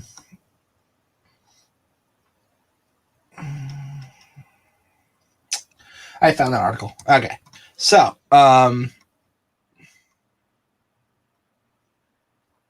the article says the character of Aunt Jemima is an invitation to white people to indulge in a fantasy of enslaved black people and, by extension, all of Black America as a submissive, self-effacing, loyal, pacified, and pacifying. It positions black people as boxed in, it's prepackaged and ready to satisfy. It's the problem of consumption only laced with racial overtones. Wow, I think it's a little reach, but that's ridiculous. You know, that is nuts. All right. I mean, you know, it's nowhere near that at all. I mean, that thought never crossed my mind. Yep. I mean, it's a sad thing. And Uncle Ben's, I mean, Uncle Ben's was also another iconic. So are they going to remove black people from all branding? I mean, is that what's going to happen or what? All right. So I don't, this is not my argument. This is the argument they're making here is that these personifications of African Americans are hurtful because they are rooted in slavery, I think. This woman right here, she was actually a slave, and she then became a free person, and then she became the Aunt Jemima spokesperson, like the KFC guy, but in reverse, like, you know, they're a real person who became kind of like a meme for the company. Nancy Green in this case, and then later Anissa Harrington. They were essentially like company spokespeople, but they were on the product branding, you know. Uncle Ben, same thing. Uncle Ben, I'm pretty sure, is definitely a derogatory term in African American culture. Uncle Ben is the term they would use for same thing as Aunt Jemima, but the male version was like the Uncle Ben was the house N, you know, that stuff. It's all bad. It's like, look, it is garbage. I mean, like people like the term Uncle Tom. Well, anybody who read Uncle Tom's Cabin, Uncle Tom was a hero. He was not, you know, a courageous person, not, you know, somebody to be derided. Yep. This is what the new box is going to look like, and the new syrup. Pearl Milling Company.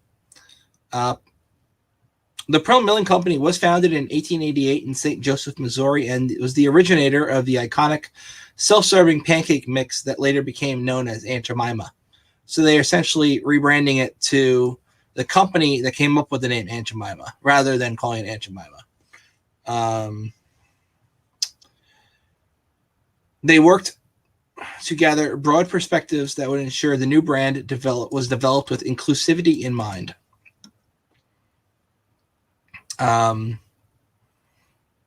Yep, that's that story. Shares of Pepsi were trading at 82 cents. near $140.42 on Tuesday after hours, up 82 cents. So that's a big jump. I wonder if the Wall Street bros had anything to do with that. Next, in our show notes, we've got 0 days under active exploit are keeping Windows users busy. Are you a Windows user? Oh, yeah. Well, Microsoft and Adobe issues a bunch of patches to stop malicious stuff in the wild. These are the same patches we talked about in other articles. Yeah. Now, you can also chain a lot of these exploits together. You can use like a low-level one to get a low privileged access, and then another one to do, privilege escalation, and then get root. Well, it's Windows, so that would not be root, but it would be like an admin account or system, Local admin. Yeah, lots of fun stuff out there. Lots of reasons to make sure you actually patch your systems, because a lot of admins have this really stupid policy of we're going to wait for a month after Windows patches are put out before we apply them. That way we can make sure they won't break things. I can see doing a week. Doing a month is just stupid. Well, there's some arguments to be had by that. I mean, on servers, definitely you need to keep those things patched. But if you break them, you can always roll them back. Argument. You got to keep your servers patched, right? Yeah. But you also need your servers to have really good uptime. And if you patch your servers, you got to take them down for a little bit. So some places don't patch their freaking servers. And those are the things you should be patching the most. If you got it, if you got to do that, you need to have some clusters that can pass off the. Right. If it's like a domain controller, have 2 domain controllers, right? If it's a file server, have a backup file server. Well, I got 4. I've learned my lesson. I said I got to run 4 of them. And if you can't afford multiple pieces of hardware, use the same freaking server and virtualize, and then just shut one down while you're doing updates, and then keep the other one up. It doesn't have to be physical hardware. Well, I'm a VMware guy, so there are a bunch of hypervisor exploits out there now too. Idiots are actually forwarding their VMware administrative interface on ESX to the internet, and then amazed when their systems are getting popped. I don't know why the fudge you would do that. I mean, just use a VPN like anybody who's got any common sense. Anytime people forward things right to the internet, I just kind of wonder what the hell they're thinking. I mean, unless it's like software specifically written to be only forwarded to the internet, like a web server, right? And even those, the Apache Struts stuff is still going around, and it's been like 3 years, and they're still popping stuff with Apache Struts because people are still using it and not patching it and configuring it properly. I don't get exposing things to the internet you don't have to. Well, I mean, I've gotten the training for setting up, the BGP dual VPN connections for, connecting to cloud hosts securely with the encryption VPN, and I'm big on using elliptical curves, and if I got to use AES 256, it's GCM or something like that. Yes. No inferior hashing. The mouth not working. No inferior hashing message. Fuck it. I'm just gonna abandon the sentence. All right. Next we have, with one update, the malicious Android app hijacked millions of devices. All right. This is something we've been talking about for a long time. You submit an app to, one other thing before we go to this. Zen will rule them all. I like Zen. What I don't like about Zen is every time I want to install a freaking Windows VM, I have to have a driver disk at boot with my Windows VM, and I have to copy files over just to get the freaking Windows VM to work because it's missing drivers that you need off the bat. That's stupid. That's bad. I don't like it. KVM has the same freaking issue. Screw that. I digress.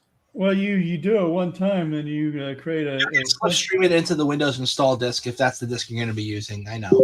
Yeah, you just create an OVF or something like that, and it already has all that stuff in it. Or you create an image you can just replicate, Mm-hmm. and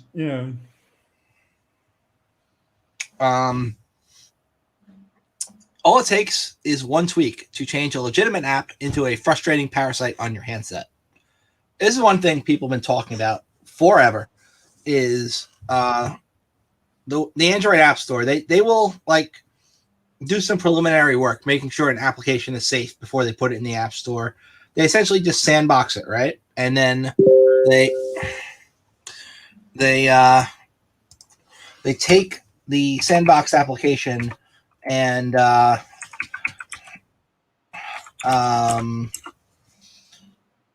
run it for like a few minutes and make sure it's not calling out to something it's not supposed to, or that it's not doing any malicious stuff they can see, and then they will greenlight it and then put it in the App Store.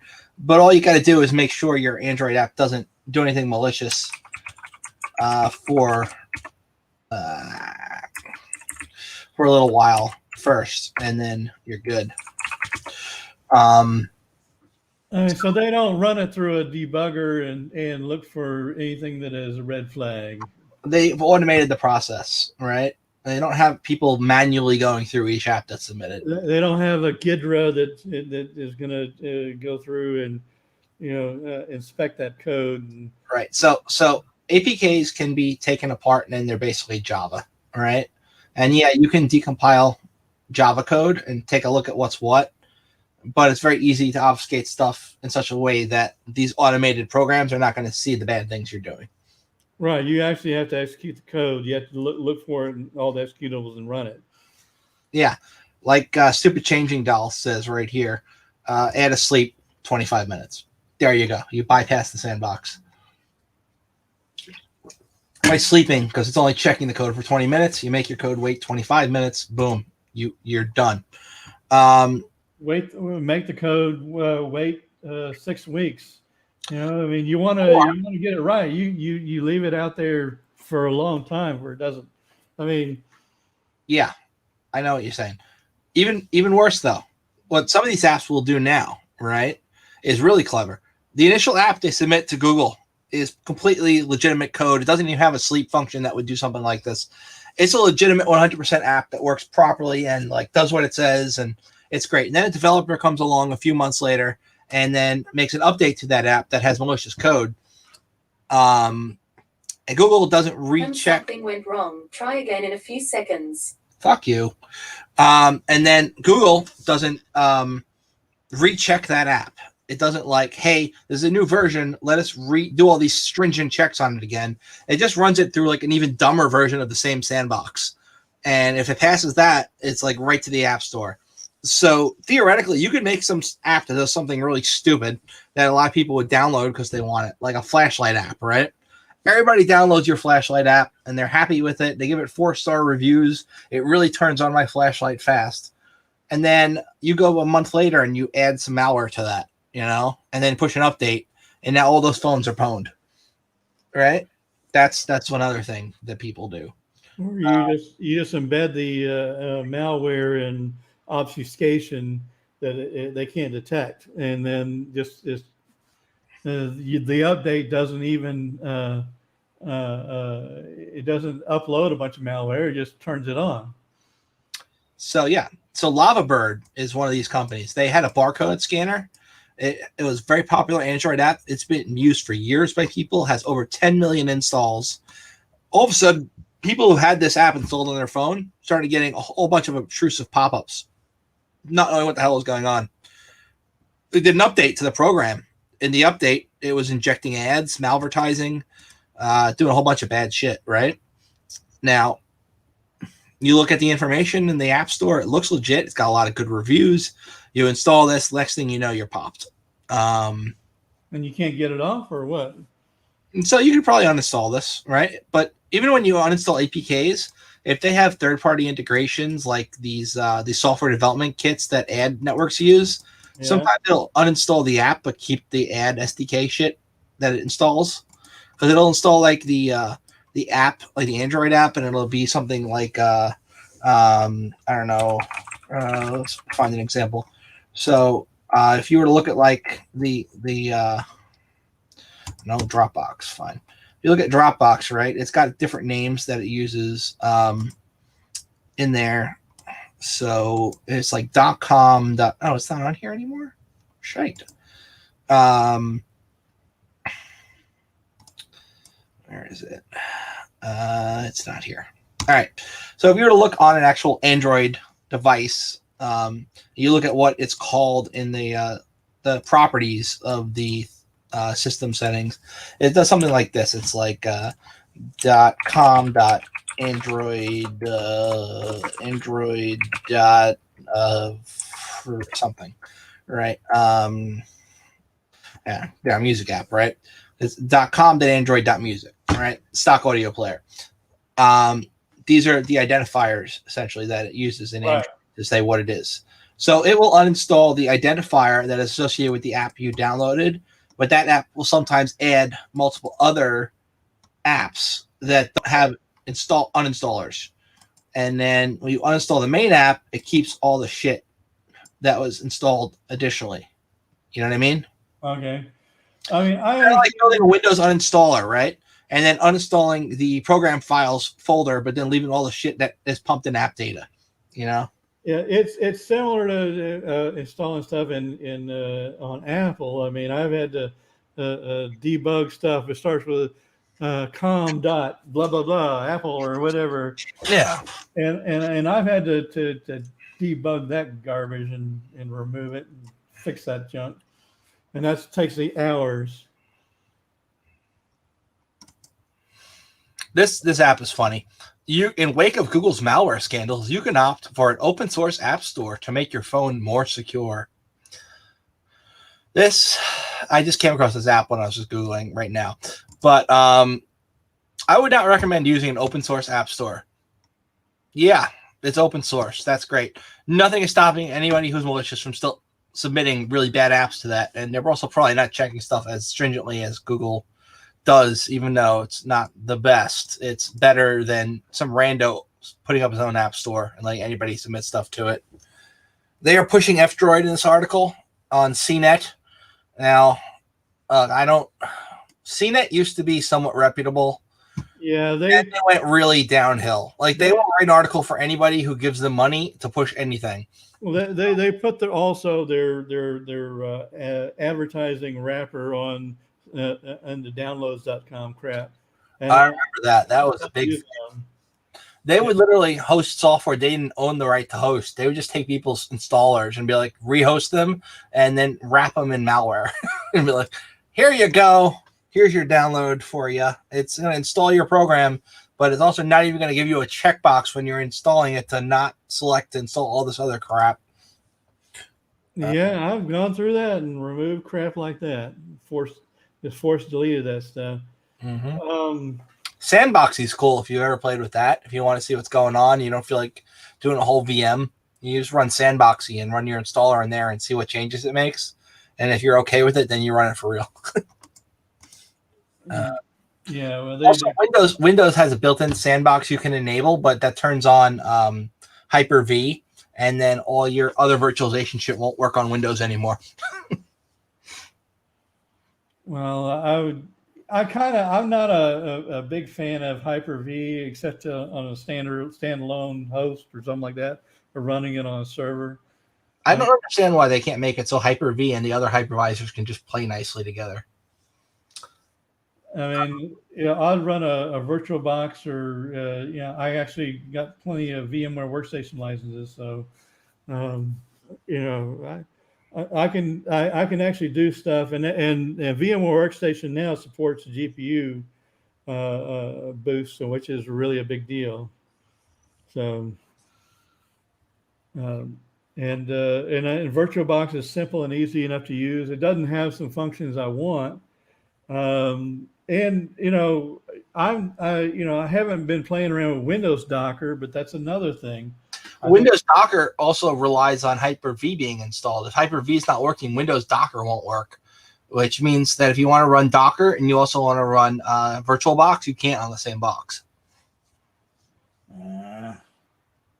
It's a pain in the ass. I mean, you could technically run Docker in a Windows VM or Linux VM, and then you get away with it. But at that point, it's a lot of resource waste just to run Docker.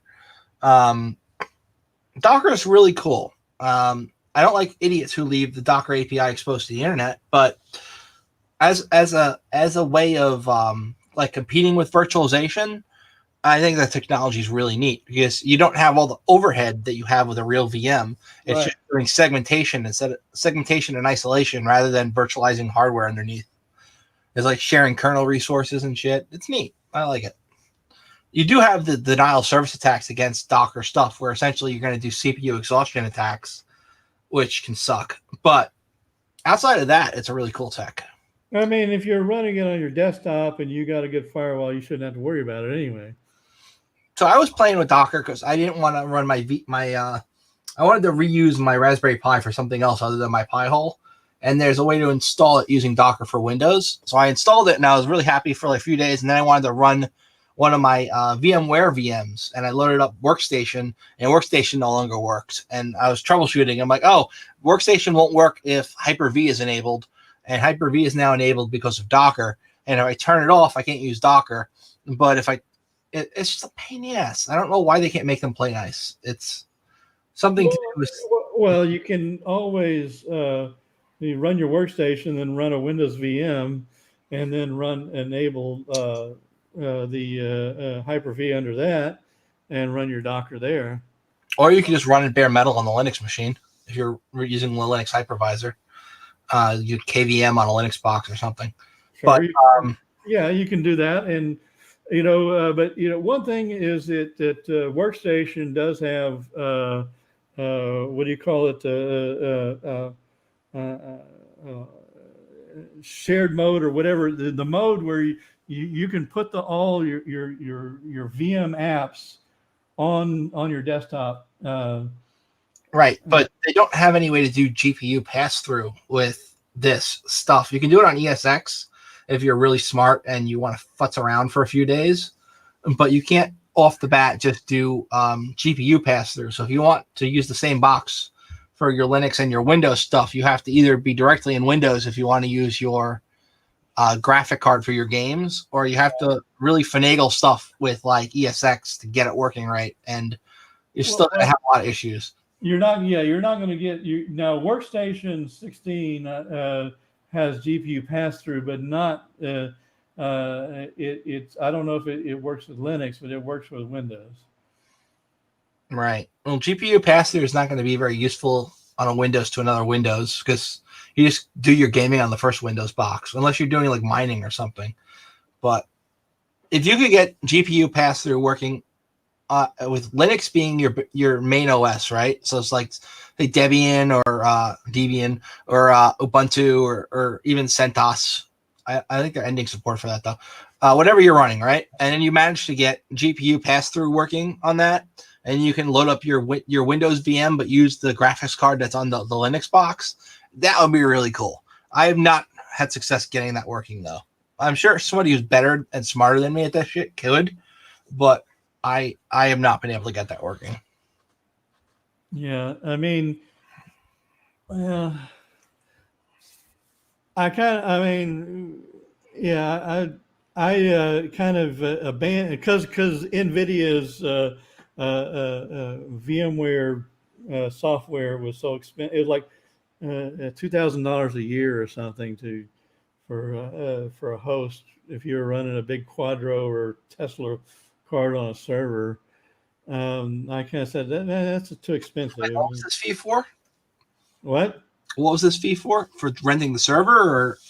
No, so you can do your GPU pass through on doing VDIs. Oh, yeah, I've heard of that. There's actually a service called Shadow where you can rent a gaming rig that's all VDI, and they provision you a graphics card and cool stuff. I played with it. I didn't stick with it because I got myself a real gaming rig, and I also had a lot of latency back then. But the technology seemed really cool. Because I was on like a cell phone signal for the longest time because I couldn't get internet where I lived, and I was trying to do the whole shadow gaming stuff where it's like VDI but for video games. And I thought it was really neat, but the latency was killing me with the cell phone. So the technology is definitely there, though. So I can see people spending the 20, 40, 50 bucks a month for a virtual gaming machine in the cloud and then using it for other things as well, like maybe password cracking or crypto mining or something, so maybe to offset the cost. It is cool. I'll give it that.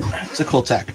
Well, I want to get working locally, though. I want to get the whole VDI pass-through with the graphics card working on my hardware. Well, I guess I'll try to play with it with Workstation. I know you can do that. Yeah, I got Workstation for both Linux and Windows. So let me know if you have any success, and I could futz with it too.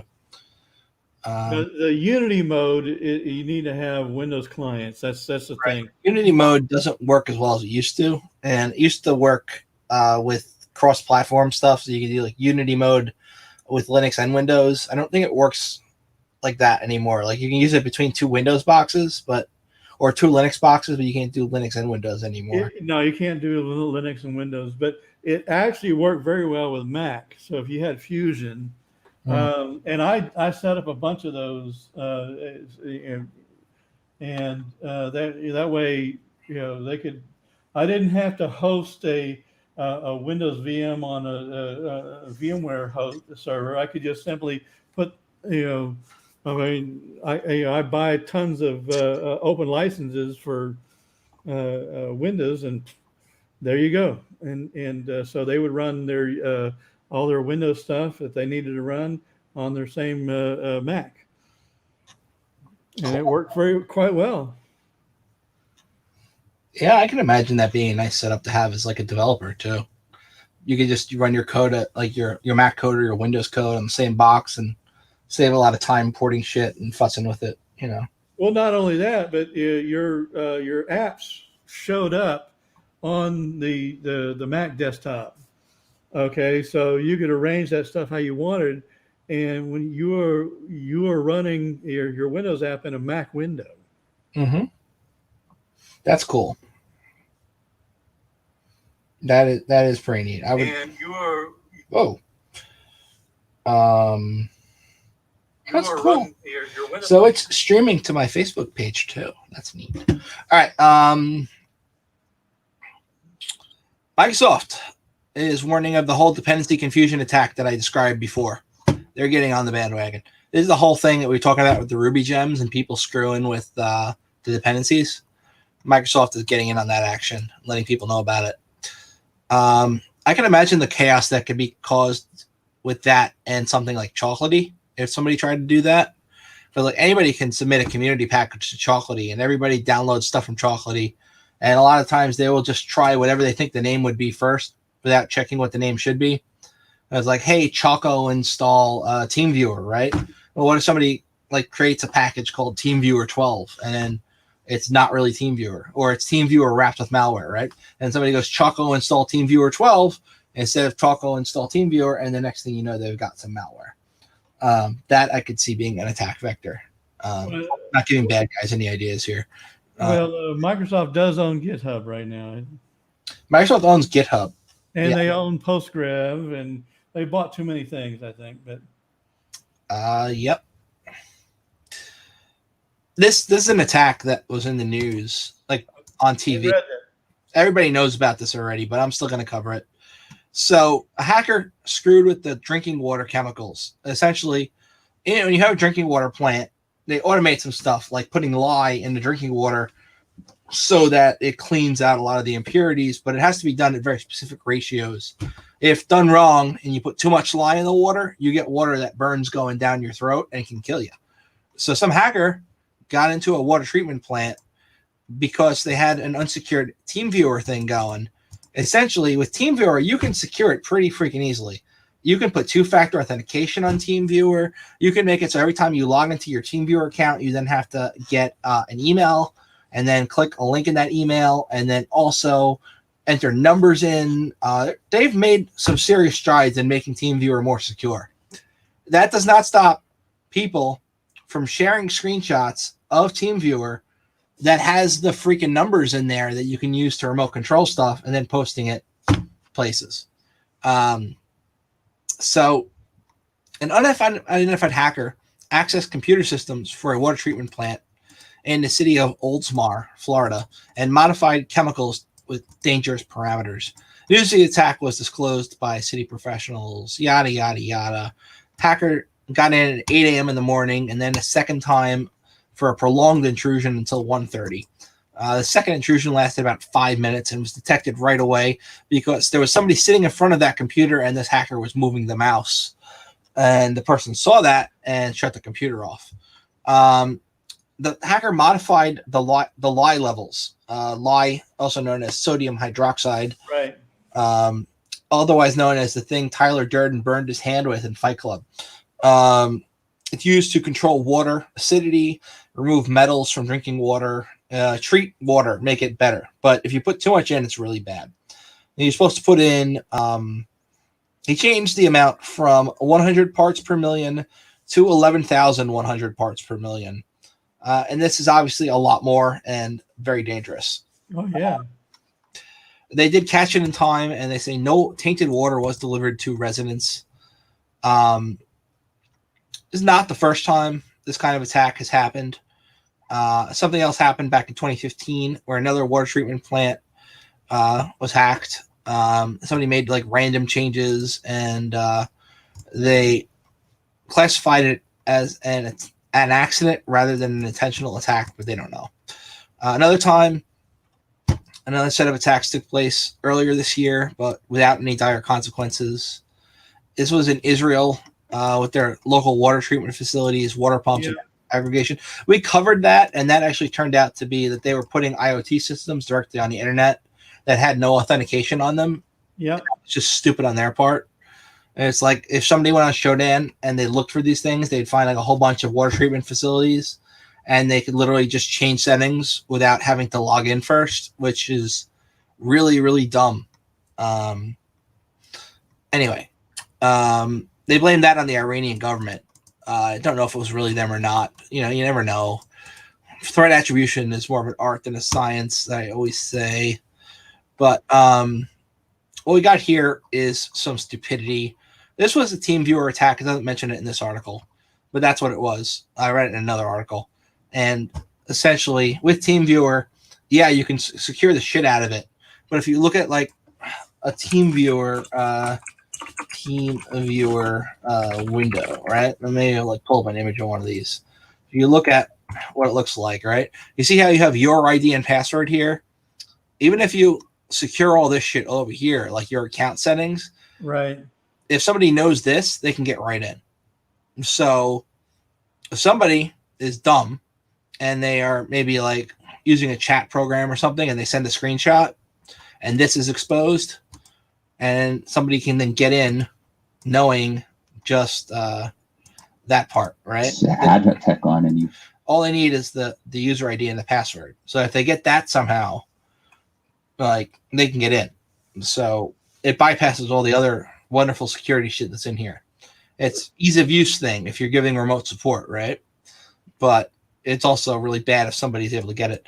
On the bright side, like every time you launch this app, the password changes down here. So yeah, it's just as dumb as BNC. Do you ever watch the scammers videos on YouTube where this guy will go in and they will say, "Oh, we need to get on TeamViewer," and so he's in a virtual machine and he records all this stuff, and then he turns around and hacks them and trashes them pretty good. Right. So that's actually possible because TeamViewer, right? TeamViewer was for a while, and a bunch of other RDP programs, they realized a lot of their traffic was coming from specific places in India, right? So what they did was they said, if you are trying to establish a TeamViewer inbound connection here, we're not going to allow that unless you like have a paid account.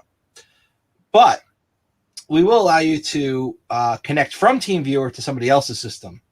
What they would do is they get people to download TeamViewer, right? And then give them the code to have access to their system. Normally, that was the original thing. Now they went and did it the other way, where they set up the server being in India on their computer, and You know, like you connect to me, and then I'm just going to switch the connection, which I don't even know how the hell you do that, honestly. But that's what they were doing. So they were essentially reversing the normal method of connecting because they were blacklisted from their location. So they would initiate it backwards, and then they'd have you connect to the attacker's machine, and the attacker would then take over your machine. But if you were somebody who knows IT at all, you could figure out how to then take over the machine you've already got access to because you're literally remoted into their machine and they're just flipping the screen, right? Yep.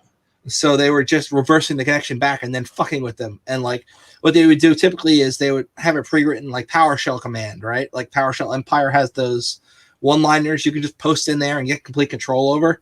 And they do that. And so they would do like a reverse shell. Yeah. Like a reverse shell, but with a reverse shell. So have you ever used like PowerShell Empire, which I know it's been forked a bunch of times. I don't know who owns it now, but whatever.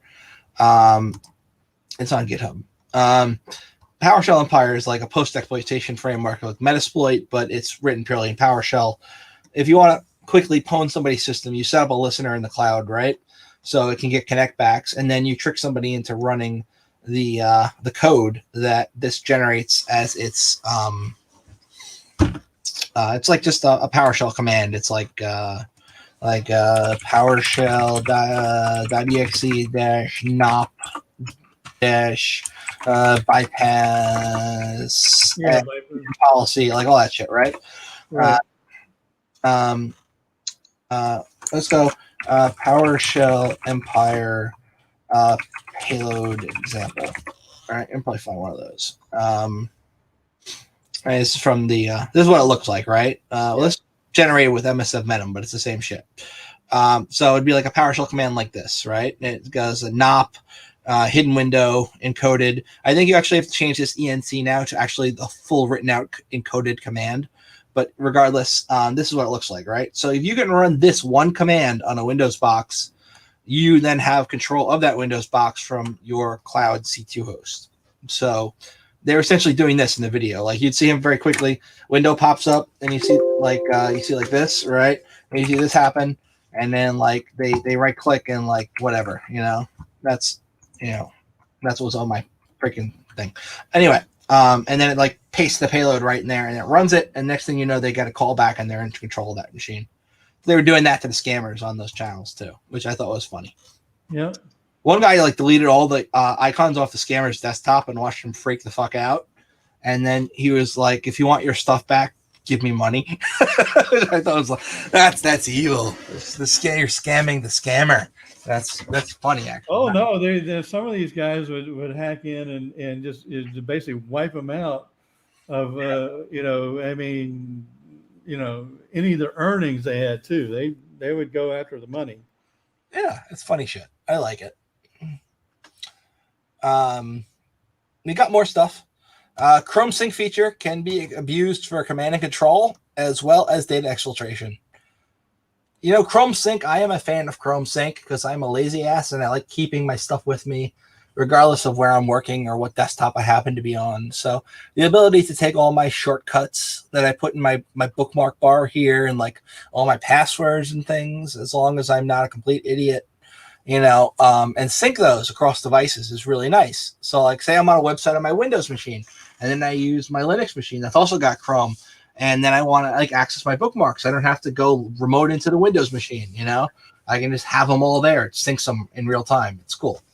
Well, people are now abusing this feature and using it to not only exfiltrate your browse, your bookmarks, your browsing history, your passwords, and all your extensions you've got installed, but also using it for actual command and control, where they are using it to like take over completely and doing very bad things. They were using an extension to manipulate data in an internal web application that the victim had access to. It was this one, ForcePoint Endpoint for Windows, something you would think would be secure. So they had the ability to set, read, and delete keys and log in with the same account to Google that the person is already logged in with in that browser. So the person who developed this extension then had access to the Google account and all the things that Google account had, like the passwords that are stored there. And it was syncing all that data over a C2 channel that was essentially running on their built-in sync feature in Chrome. So bad news. That's like not cool.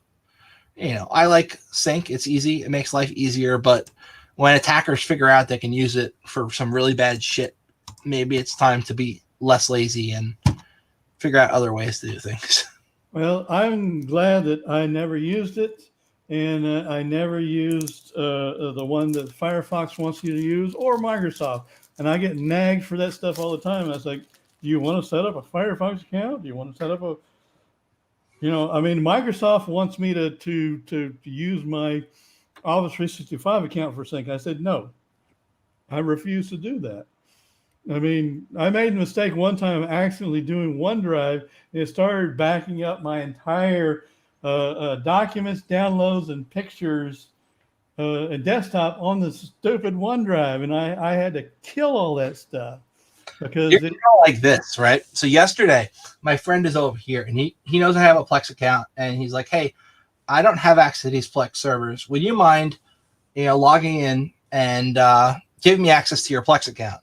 And I tried my regular Plex username and password. It didn't work. I'm like, you know what? I linked Plex with my Google account. Let me just log in that way.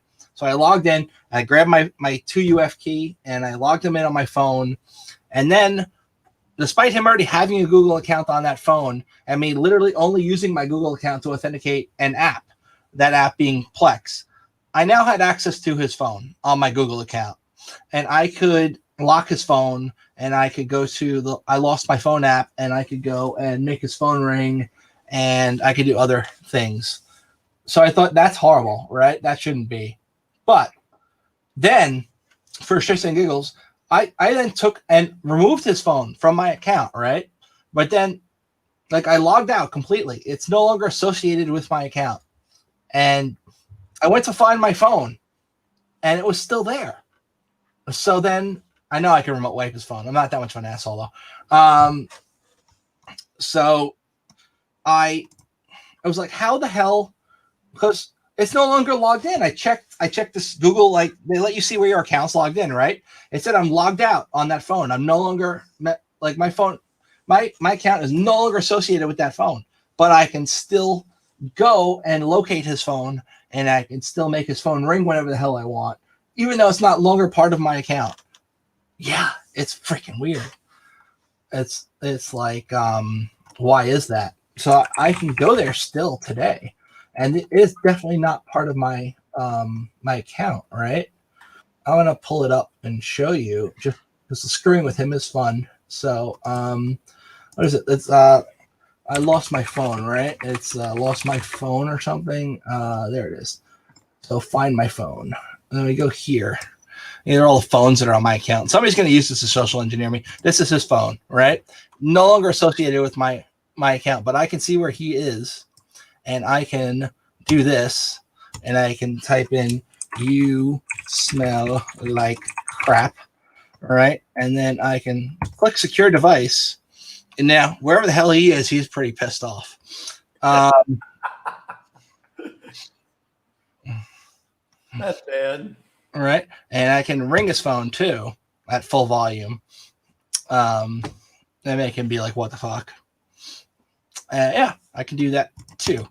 I'll probably get a text message from him soon, like, "Stop being an asshole." But you can do bad things, right? And if you're a real asshole, you could do this: erase his device, and it's going to make me log back into my Google account to do it, not his. So from there, I can essentially erase his phone if I wanted to and be a real asshole just because he wanted access to my Plex account. So could you back up his phone and then erase it? That would still be pretty evil. But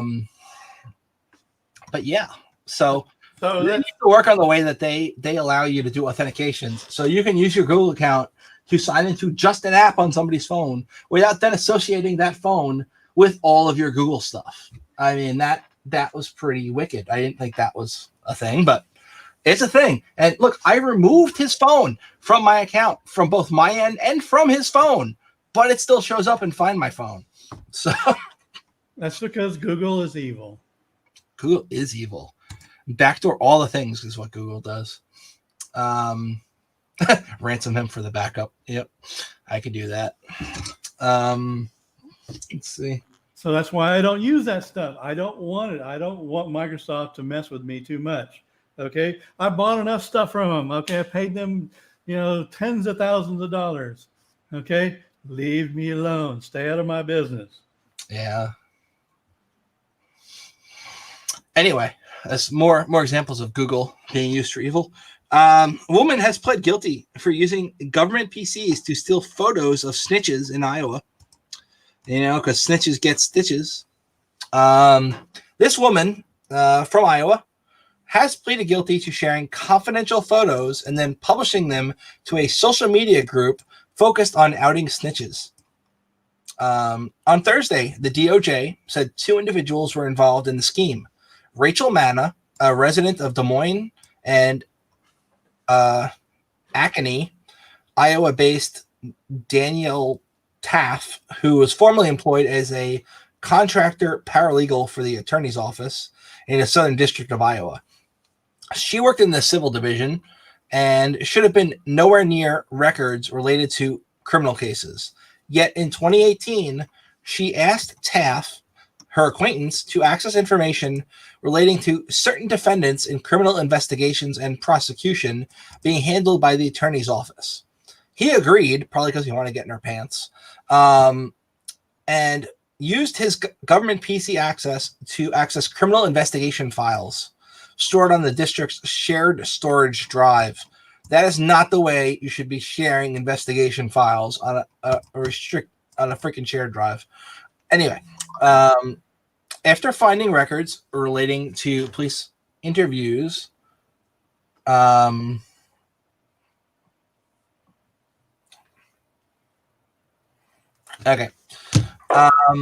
Yeah, my friend's mad at me for screwing with his phone.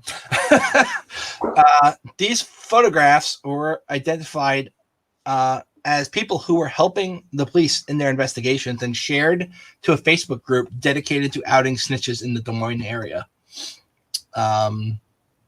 These are people who had essentially cooperated with law enforcement, especially when criminal activities were occurring. She pled guilty, and she's going to be sentenced on March 9th. And he also, having admitted to his crime, will be sentenced on June 4th. That's just stupid. One, the stuff shouldn't be on a shared drive that anybody can access.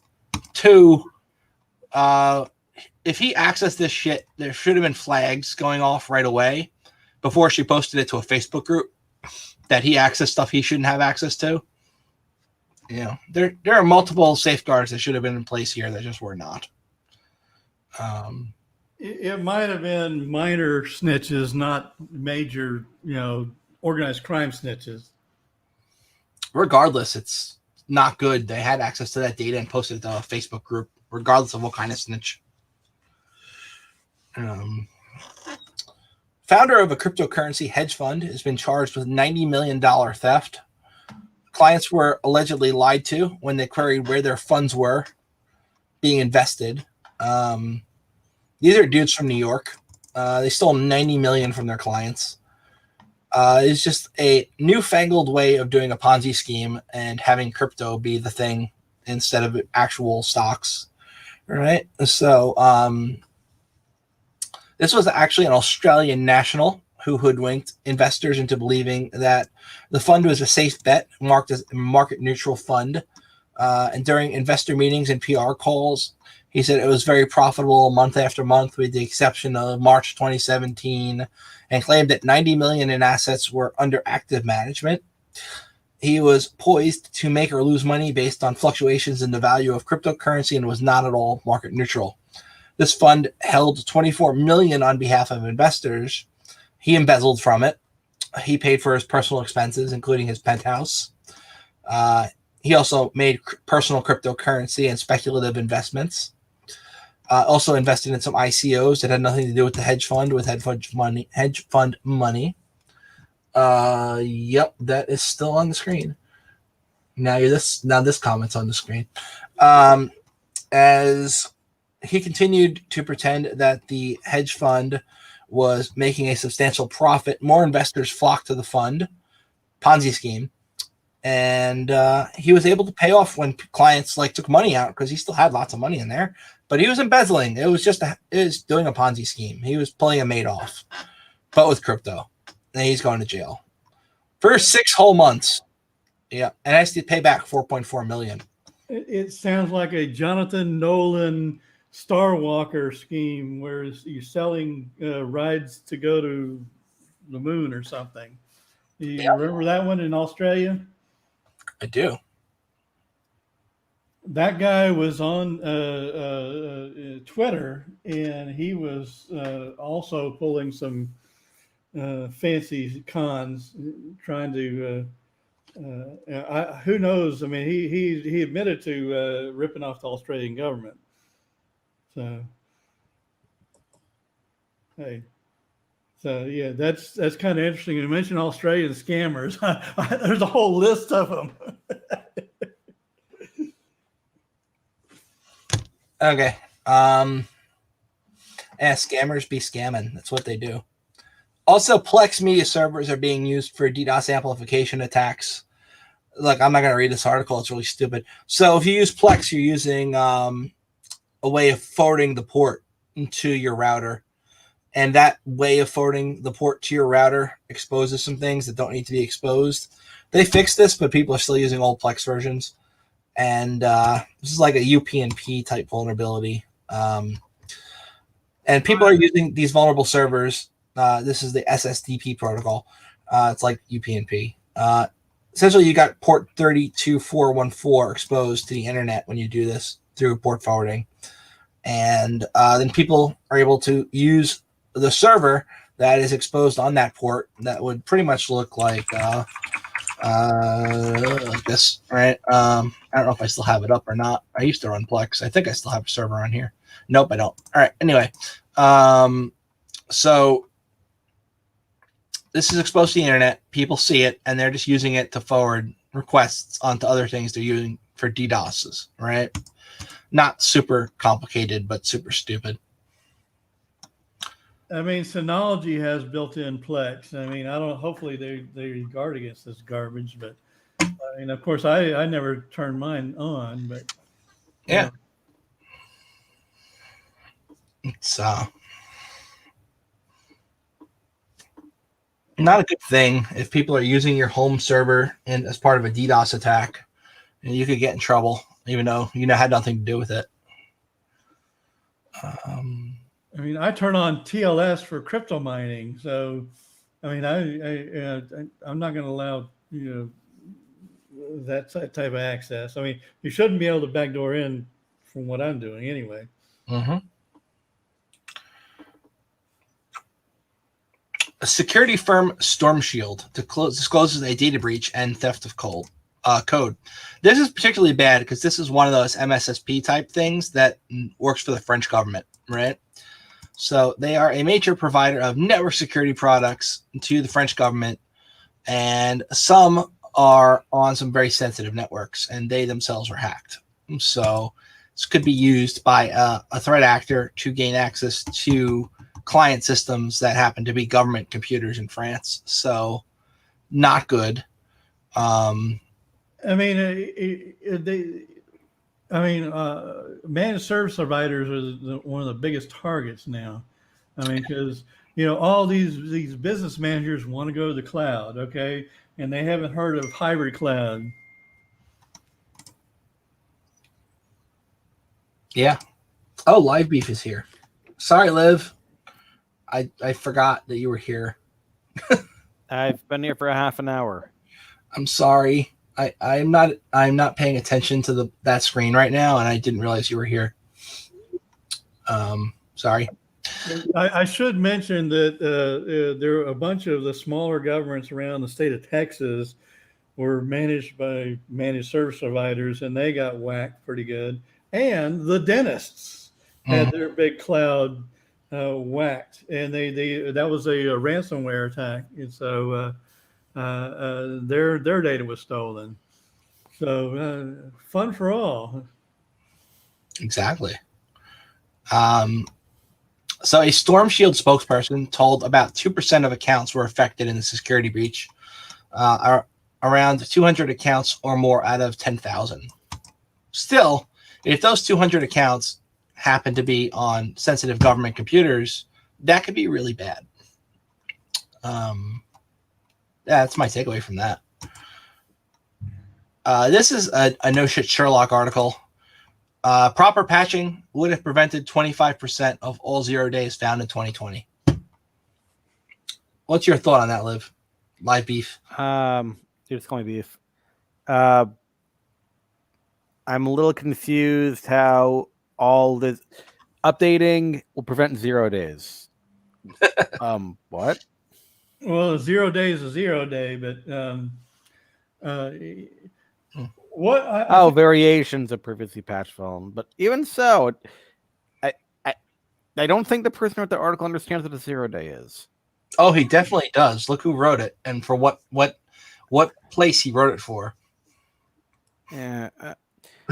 Okay. I'm credentials and website aside, the headline says, this does not describe a 0 day. So Google said a quarter of 0 days discovered being exploited in the wild could have been avoided if vendors had patched. If vendors patched it. The company, through its Project Zero security team, said it detected 24 0-day exploits exploited by attackers in 2020.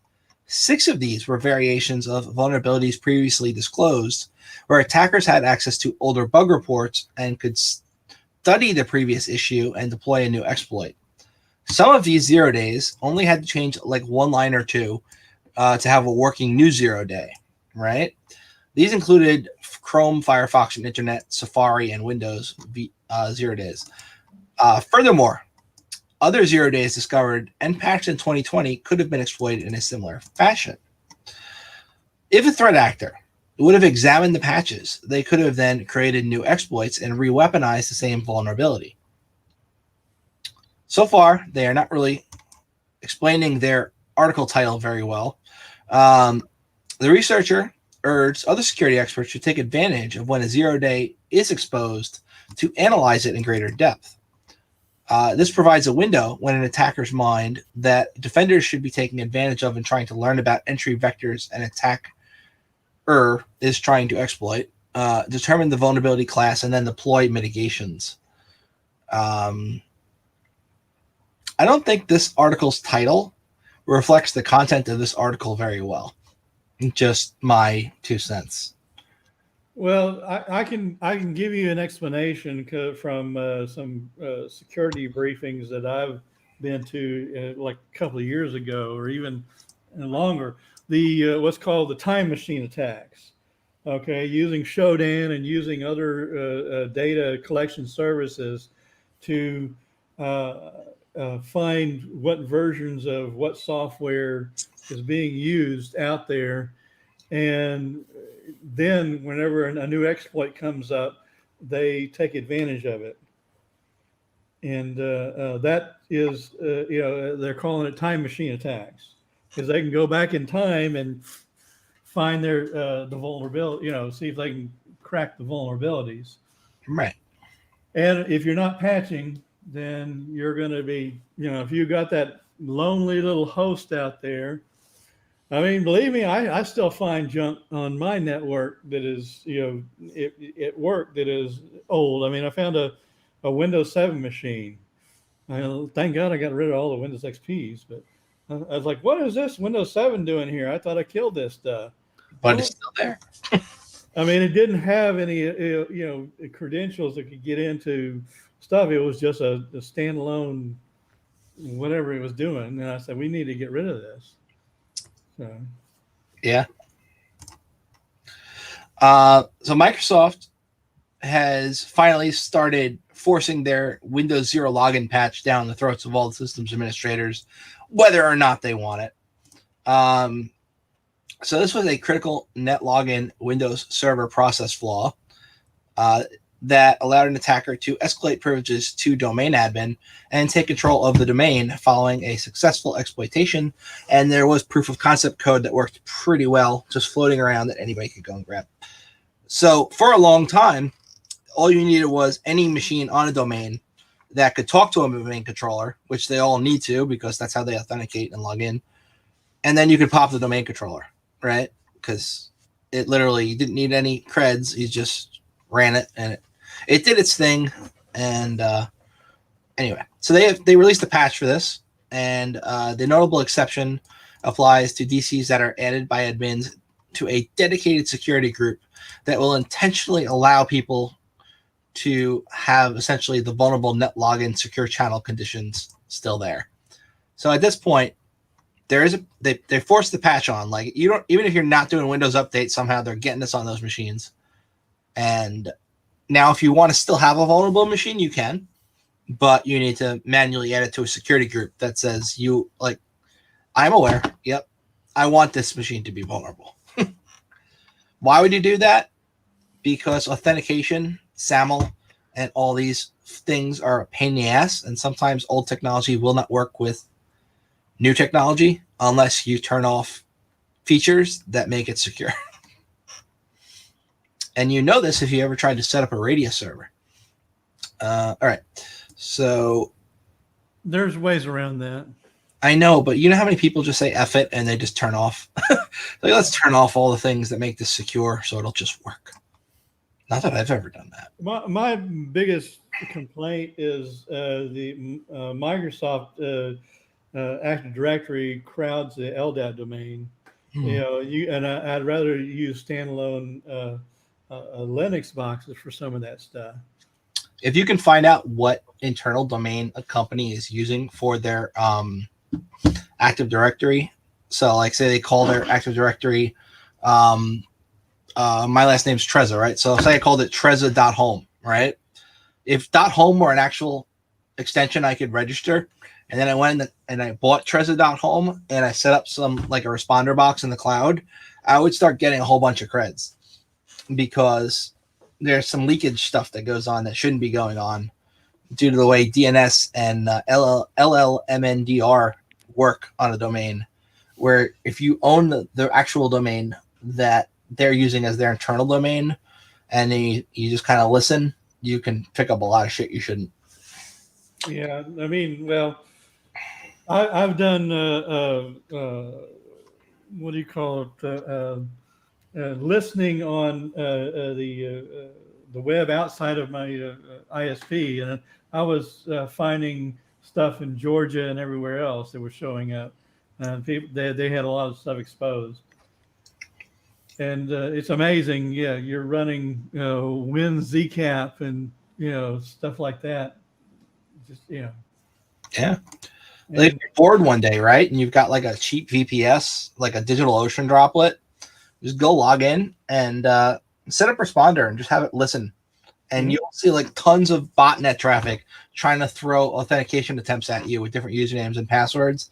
And every now and then you'll just get a random one that doesn't seem to be from a botnet. And you're like, why the hell is this person trying to authenticate to me?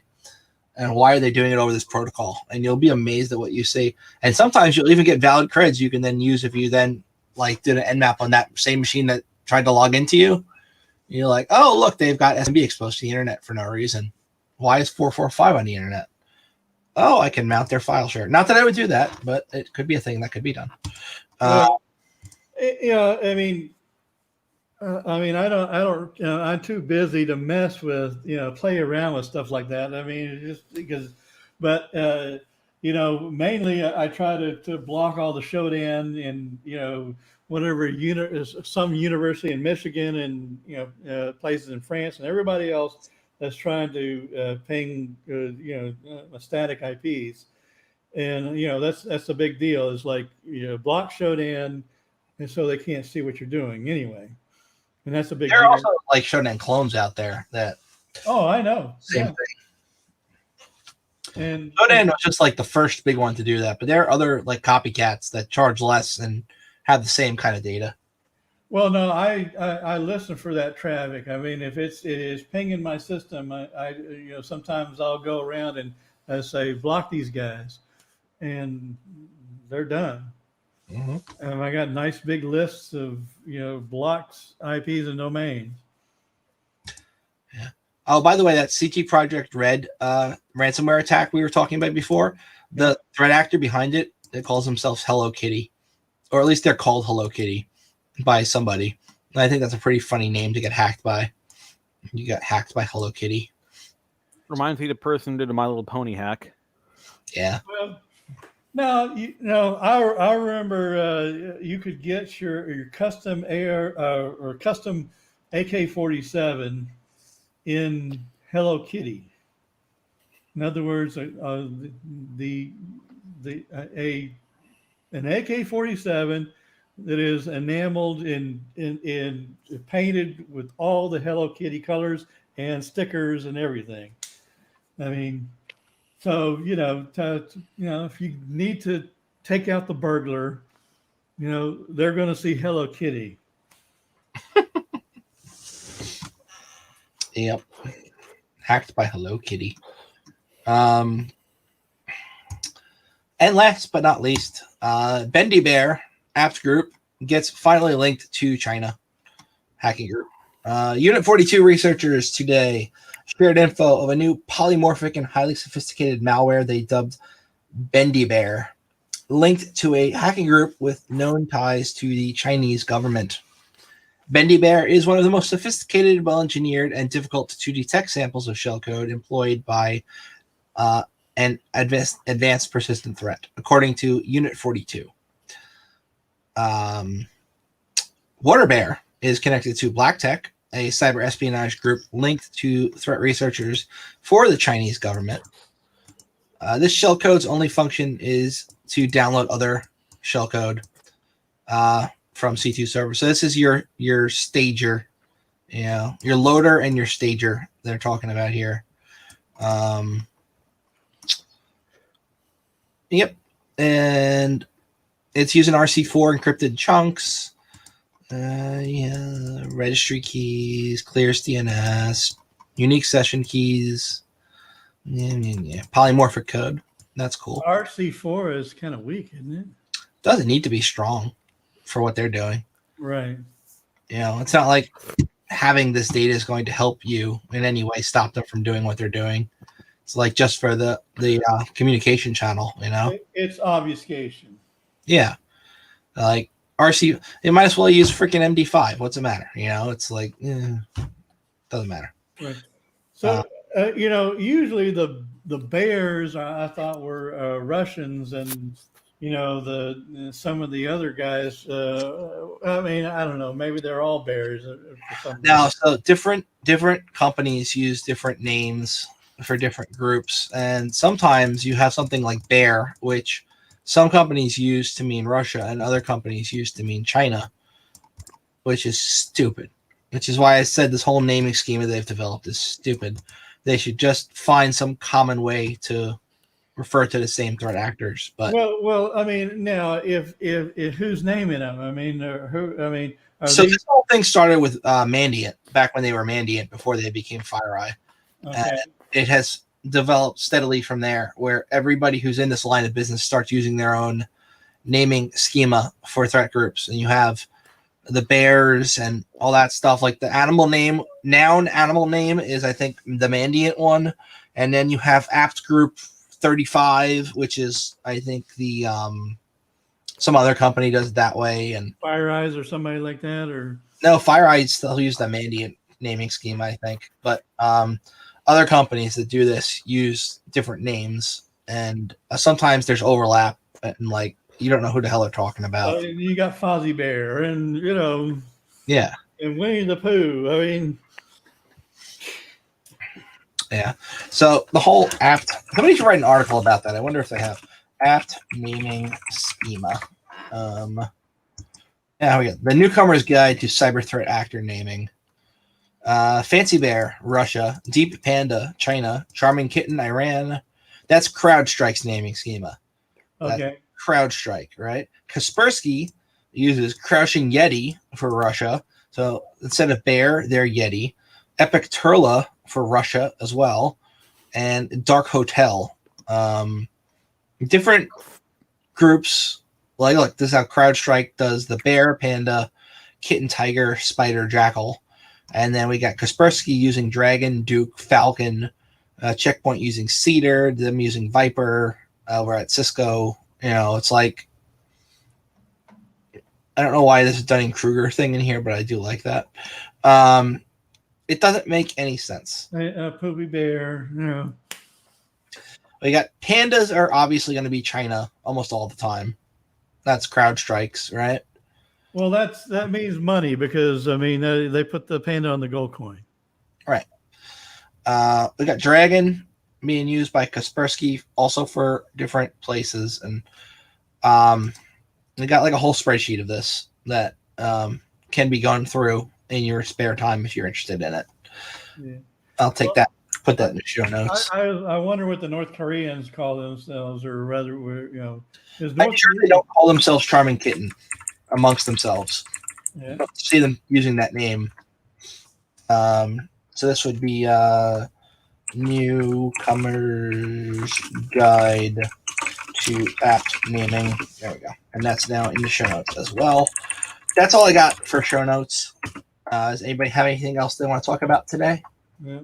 Well, I was going to say, interesting thing from my observation from some of the, especially the big government breaches, China is very noisy when they go into a network. And what I suspect, the Russians are quiet. They will sneak in and they will tiptoe. They're like you don't see them. But the problem is that China has a lot of money and they bribe everybody. They bribe the Russians. They bribe they've been paying out for to get access to this stuff. So what do you think they're going to be doing? They're going to be as soon if Russians discover a way into like FireEye or SolarWinds, how do you think the Chinese got in? Yeah, they paid for it. Agreed. So there is a whole marketplace geared towards selling access. There are a lot of them, actually. The most popular one, I believe, right now is called Magpo. And Magpo is difficult to get into if you are not an InfoSec. But if you do manage to figure out how to get in, first you need to get past a CAPTCHA that is literally solving a complicated math problem that you need to figure out how to put into like Wolfram Alpha. But if you're not a math person, you kind of have to Google around and figure out how to do that. Magbo it is, right? So I got into Magbo, right? I don't remember what the hell my username and password is anymore, but I did get in there.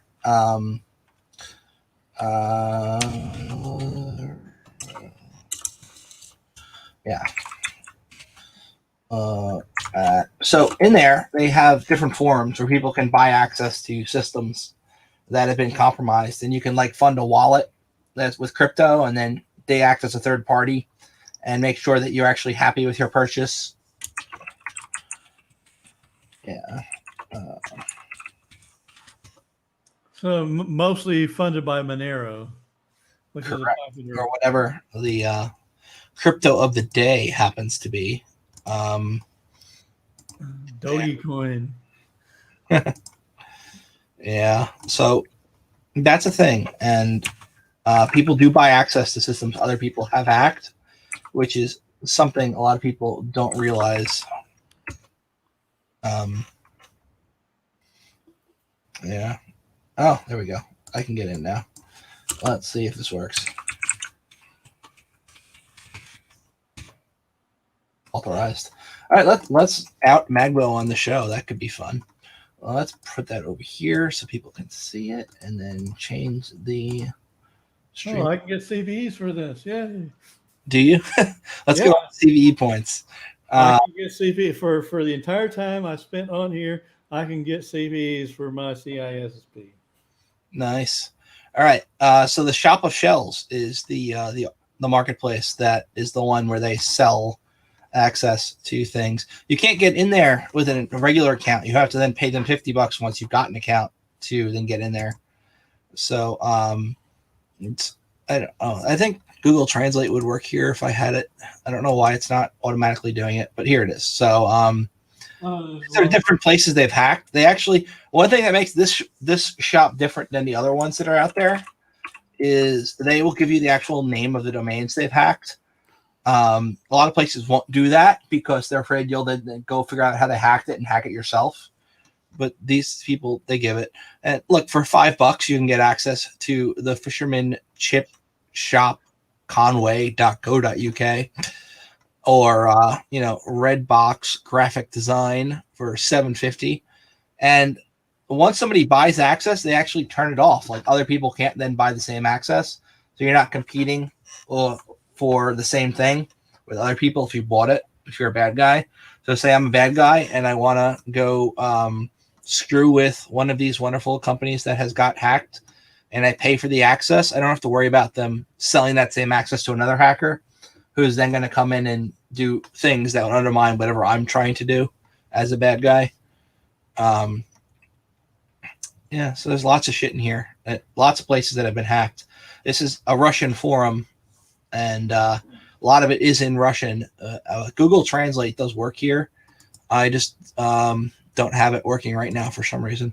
Well, you need to learn how Russians think too. I mean, I understand some Russian. I can read it better than hear it. But, so yeah, I can read Cyrillic language. You can? That's really cool. Yeah. With Russians, it's best to know foul language. You need to learn the expletives. You need to learn to cuss.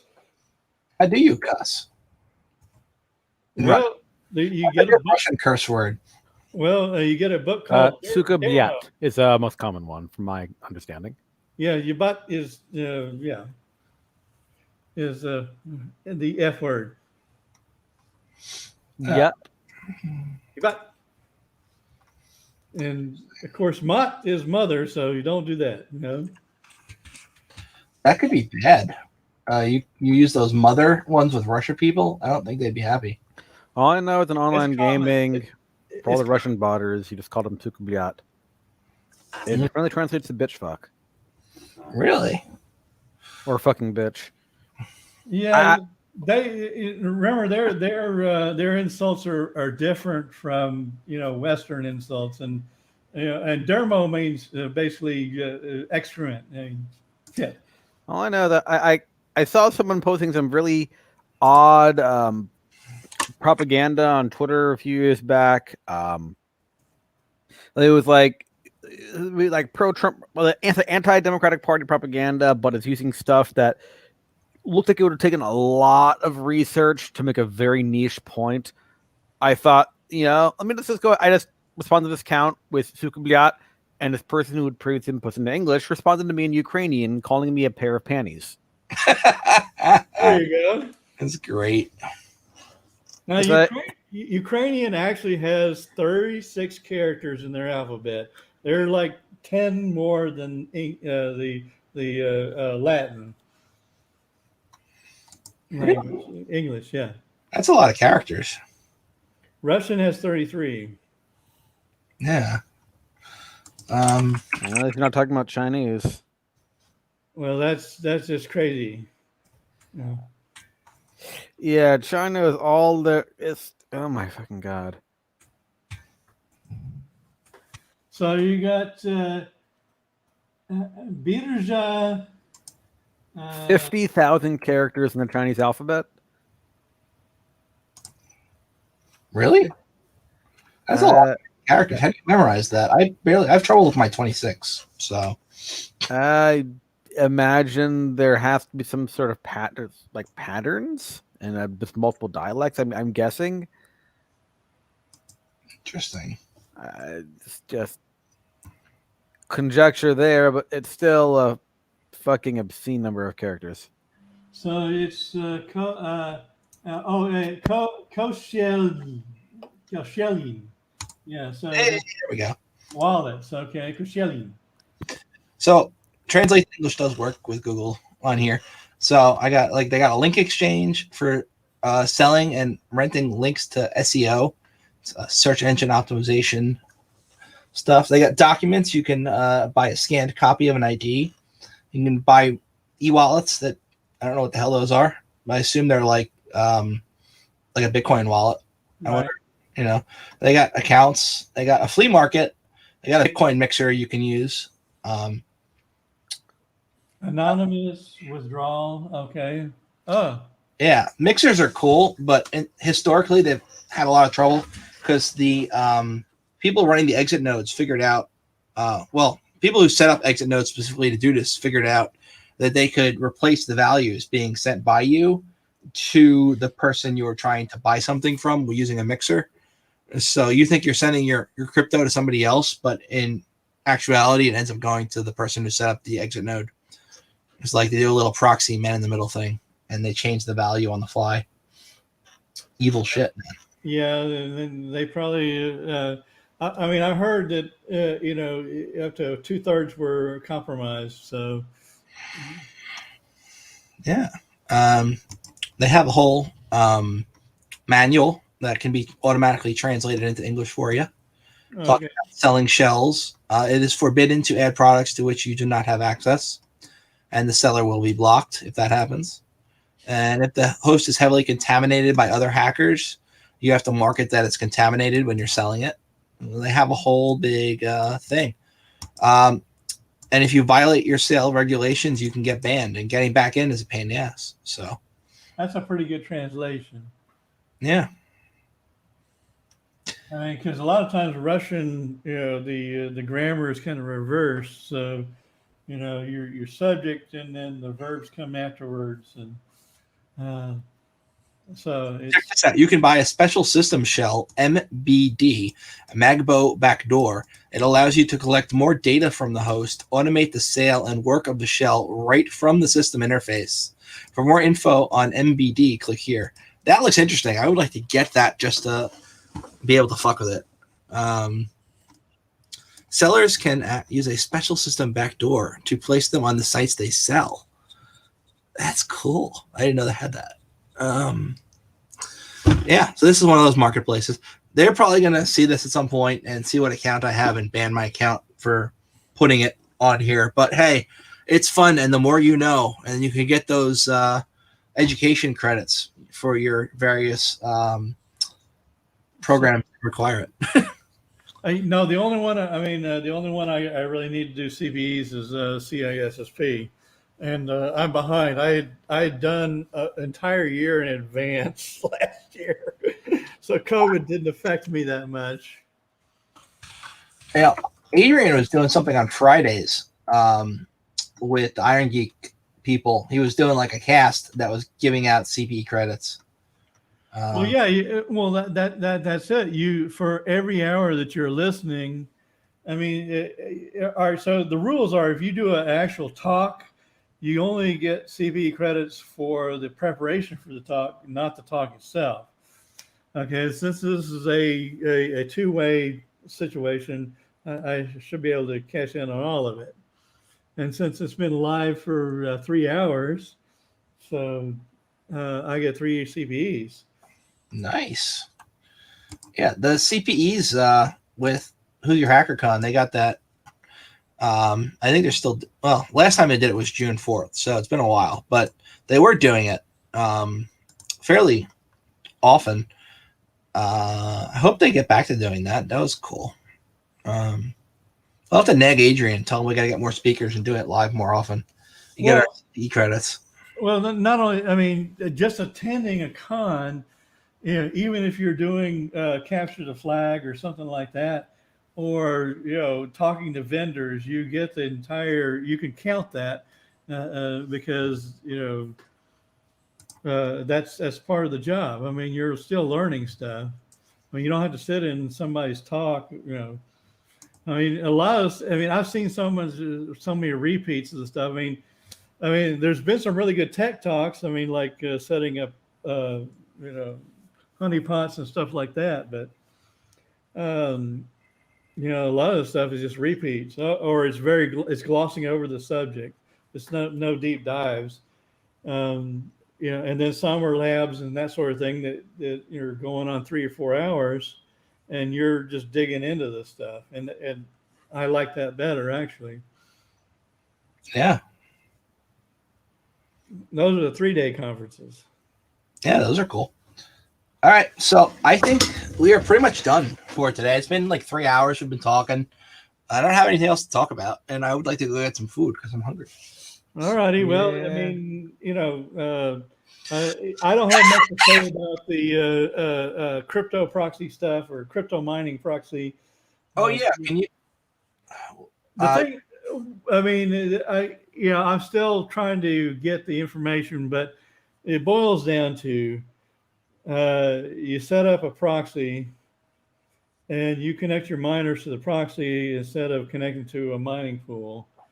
And the proxy will actually filter out the low difficulty jobs that are sent your way, and so the stuff that pays out more you get, and that way, and because it caches it, it sends the response a lot faster. So your hash rate just increases tremendously. Now, how it's done, and it specifically is for solo mining instead of pool mining, but there are ways to do it with pool mining too. And but pool miners also do it, so that's the thing. They also have their proxies, and part of it may be setting up an actual node, and it's specific for Ethereum. And a node is you're downloading the entire blockchain, or at least the best of the blockchain, and caching it. Mm-hmm. And so I never understood why you need to pull down the whole blockchain every time you want to set up a hardware wallet. Well, a software wallet, rather. I mean, because you're validating every single transaction how the currency works. Yep. But you're not. All right. So when you're mining, you got to have that Ethereum is about 4 gig or 4 gig. Okay. So you need a better than 4 gig graphics card to mine Ethereum quickly. So you need a 5 gig miner. Mm-hmm. I mean, because it's increased so dramatically. And so, I mean, you're just stuck with that. And so if you're going to do GPU mining, you better get a 6 gig card or greater. And who knows when the chain is going to grow to 6 gig. They could do it, this year. I mean, it's not predicted to do it this year, but, Ethereum is over 1,700 right now. So, I mean, it was like a few bucks a year ago. Yeah. Well, Ethereum's definitely going up, but I see it forked at some point. You got Ethereum Classic, and then you got Ethereum. Well, that was when somebody ripped off a bunch of they had a breach, and the people that run Ethereum decided we're going to pay these people back, and the old algorithm is Ethereum Classic.